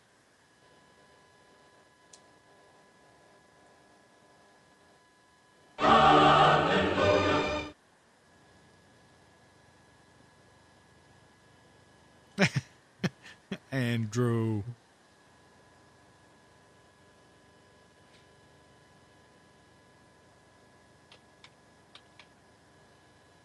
Mm, 3 p.m. Eastern on Tuesday. Yeah. Well, if there's nothing else to talk about, we are done. Then we're done. Well, hang on before you do. The what? Hang on before you do. Anybody else see the announcement this week that BitTorrent Live is it got into beta? Yeah, it sucks. I used it. It doesn't work. It's in beta. But it doesn't work at all. Well, will it work is the question. It won't work at all at the moment because there's not enough people using it. When it does work and when they've actually ironed out the few little bugs that they have got, it is going to be absolutely phenomenal. See, I completely disagree with you on that. Well, hang on, Steve. Steve, explain to those who may not be familiar with it what it is and how it works. Oh, well, the little amount I know. I mean, I do know quite a bit about BitTorrent and the way that works. And it's based on the same sort of technology as that, whereas you get one person that is sharing information. So say, for instance, they're trying to share a file with BitTorrent Live. They're actually streaming a video. And the way BitTorrent itself works is the more people that are actually sharing that individual file, the more people that are adding to the stream as well as taking the stream. So they're taking a bit of bandwidth in order to see, that one part of the stream. But equally, in their cache, they've on their computer, which automatically happens, it's all behind the scenes, so you don't see it. But you've still got what you've already seen in your cache. And what BitTorrent will do is it takes that, what you've already seen in your cache, and it sends it out to the people that are still waiting to see that little bit. And if you now ramp that up to hundreds or possibly even thousands of people, all sending and receiving little chunks of the file or the video stream, it reduces the amount of bandwidth and the amount of overhead that you actually need as a video stream or as a what do you call those sites like Bamboos or as a CDN.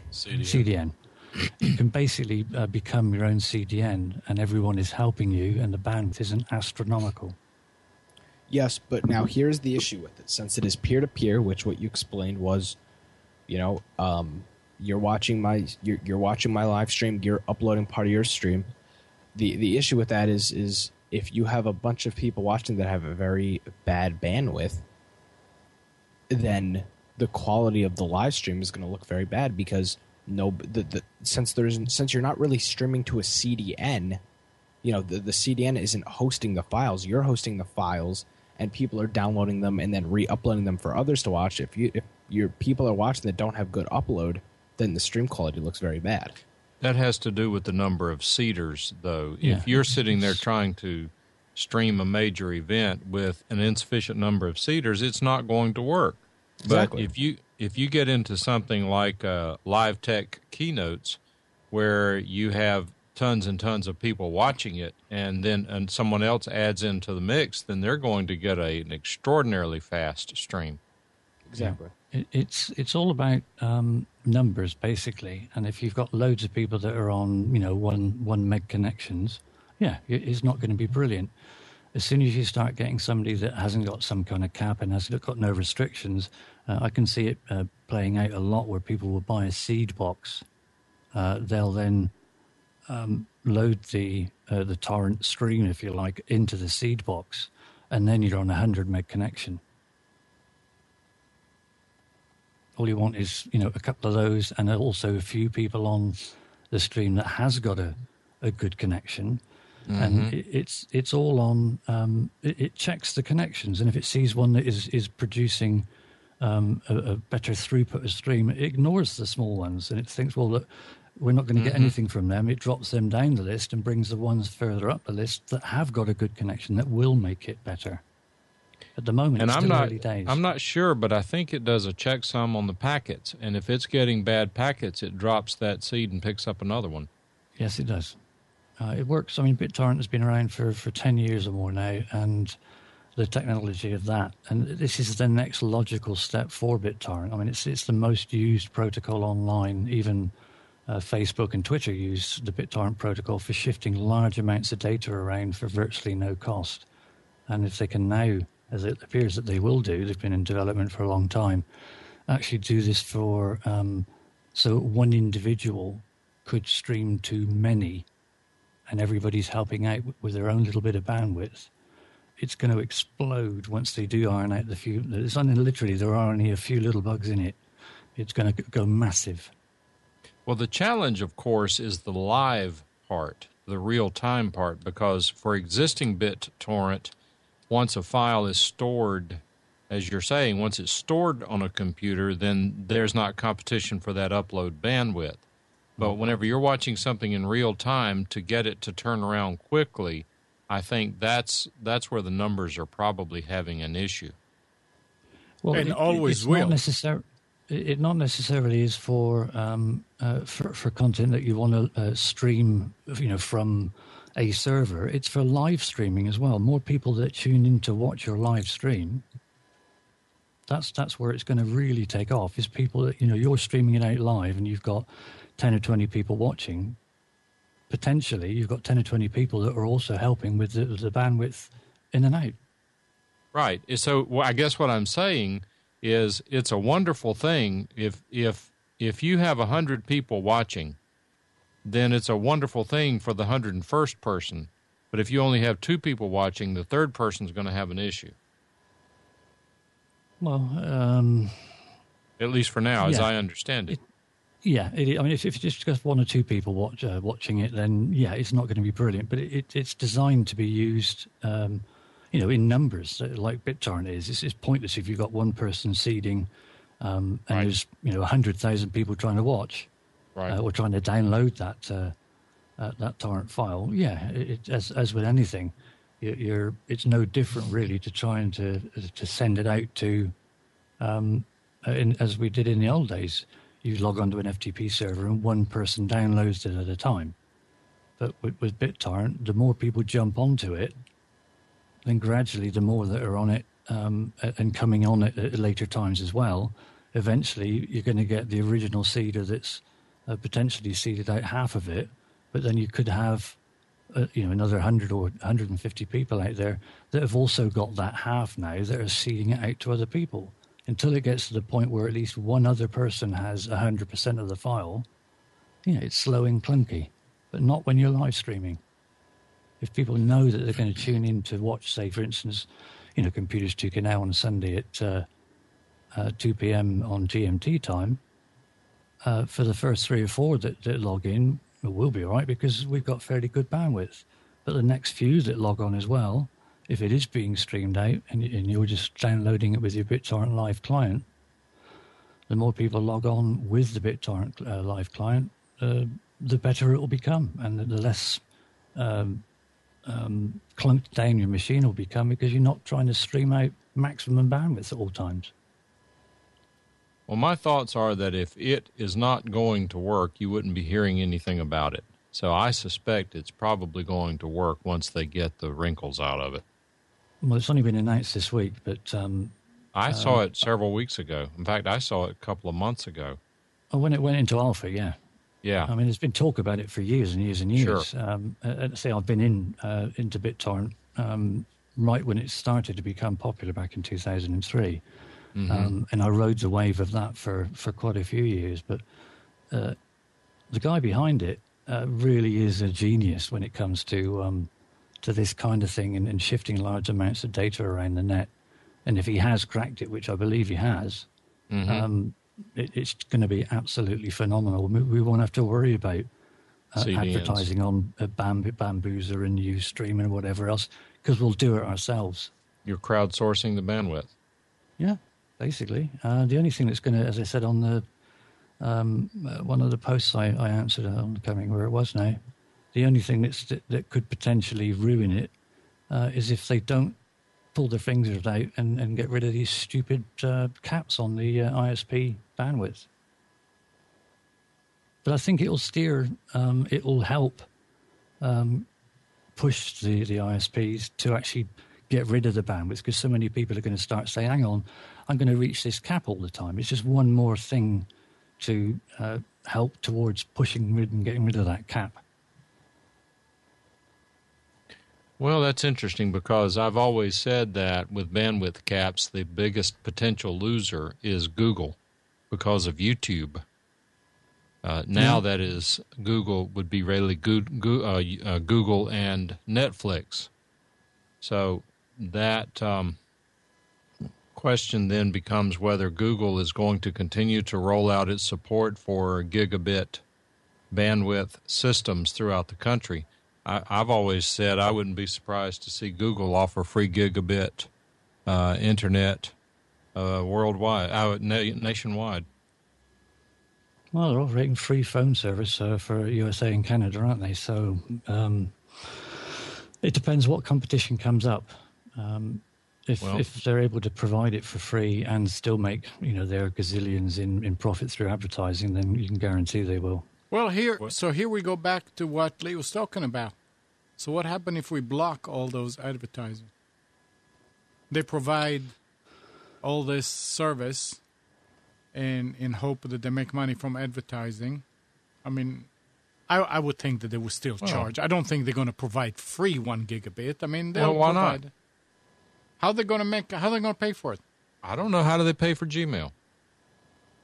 By companies probably that pay. Well, they've got the infrastructure in place, haven't they? I mean, you've got servers all over the server farms all over the world. So to them, it's just a drop in the ocean for the extra storage that they have. It says, I can't think of who it was now, excuse me for not mentioning you by name, but it's like that dish hopper thing that CNET, not CNET, that CNET did have some involvement with, but CBS, isn't it? Didn't they take Dish Hopper, the one that skips the DVD recorder, that skips the adverts? Replay TV. Yeah, it took them to court basically to say, oh, you can't skip over the adverts. That's what pays for our network and everything else. And the court ruled, well, yes, you can. I have 3 of them right here.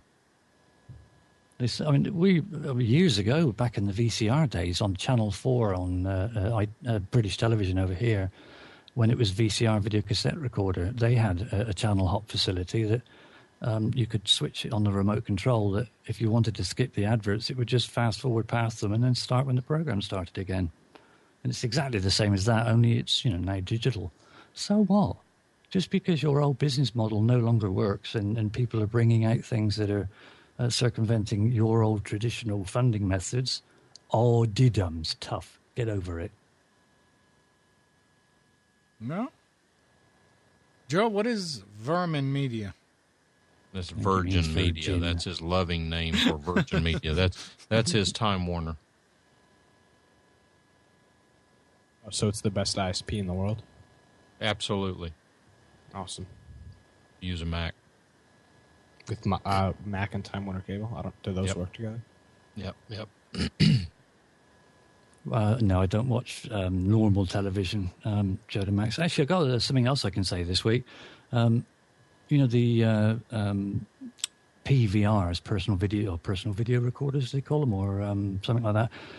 Over here in the UK, we've got UView, which is run by British Telecom. It's basically a digital recording box that records, your digital televisions. Over here we have Freeview, and Freeview HD, and there's also FreeSat, which is satellite. And free healthcare. And free healthcare, yeah. And I spoke to my dad, because he's forever moaning, I saw that when I was 13. I remember watching that in the cinema, and look at this, it's black and white, and blimey, I can remember watching that back in 1970, whatever. I don't seem to be able to get through to him the fact that, yeah, fine, that's okay, Dad. I can also do the same thing. I'm in the 50s, so I can look back and think, I watched that when I was 20. He's 80 now. He's 83, in fact. He's just had his birthday. So he's looking back, but he's looking back probably another 3 generations. And I'm saying, yeah, but that's fine, Dad. But you have to take into consideration that you've got another 3 generations now that hasn't seen that. They haven't seen the original Star Trek. They haven't seen the original whatever it might be. Yeah, Mr. Ed for the or the Ed Sullivan Show, whatever. So it's being repeated. To you, it's a repeat. To them, it's brand spanking new. And you have to take that into consideration. Anyway, he was totally fed up with it. So I talked him into going out and buying one of these personal video recorder boxes with 500 gigabytes. So he's got 300 hours of storage on one of these PVR boxes. Records 2 shows while you're watching another.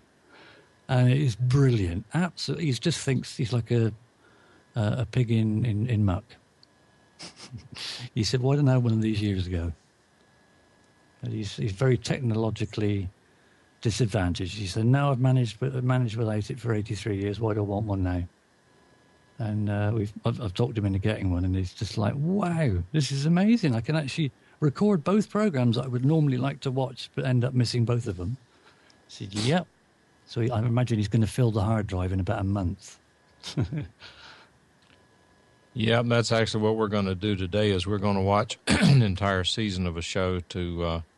It's a short season, obviously, to clear off the DVR. But I just don't watch television that much anymore. I just don't find that much of it entertaining.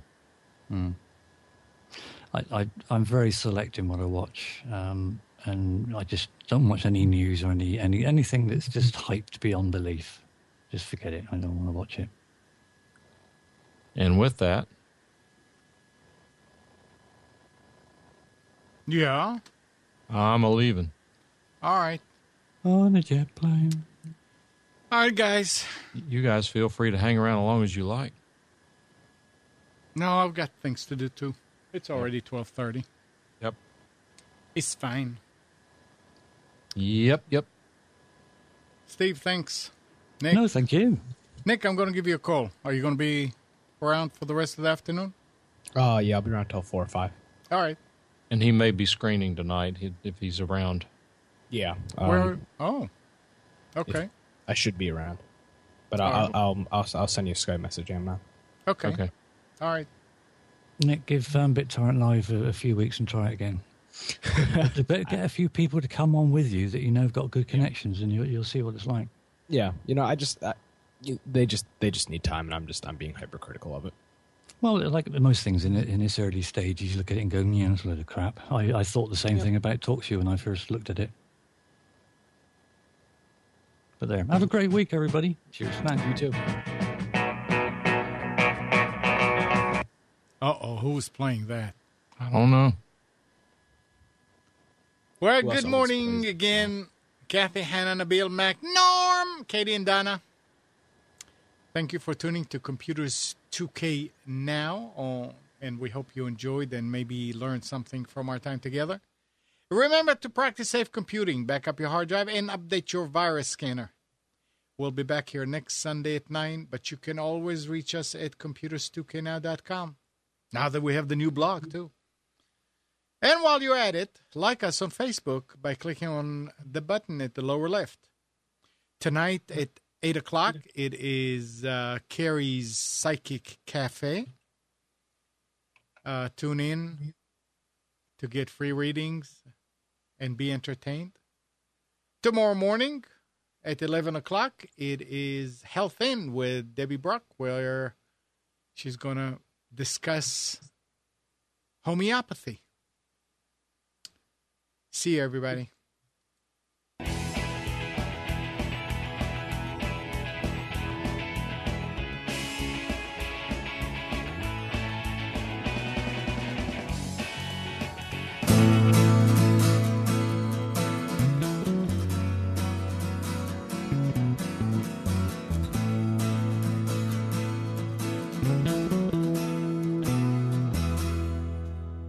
You are tuned to the Nissan Communications Network. Our weekly lineup of call-in programs includes Computers 2K Now with Amnon Nissan, Sundays 9 a.m. till noon. Carrie's Psychic Cafe with Carrie Silkowski, Sundays 8 till 9 p.m. Health In with Debbie Bruck, Mondays 11 a.m. till noon. Breaking Free with Marilyn Shannon, Mondays 8 till 9 p.m. One Chic Mama with Mary Michelle, Wednesdays 4 till 5 p.m. Reawaken Your Brilliance with Julie Seibert, Wednesdays 9 till 10 p.m. And if you tuned in too late, you can always watch each program in its entirety or download an MP3 audio file of it at www.nissancommunications.com. Sponsored by ThatVidBlasterGuy.com, CarolinaApparel.com, and DeltaForce.net.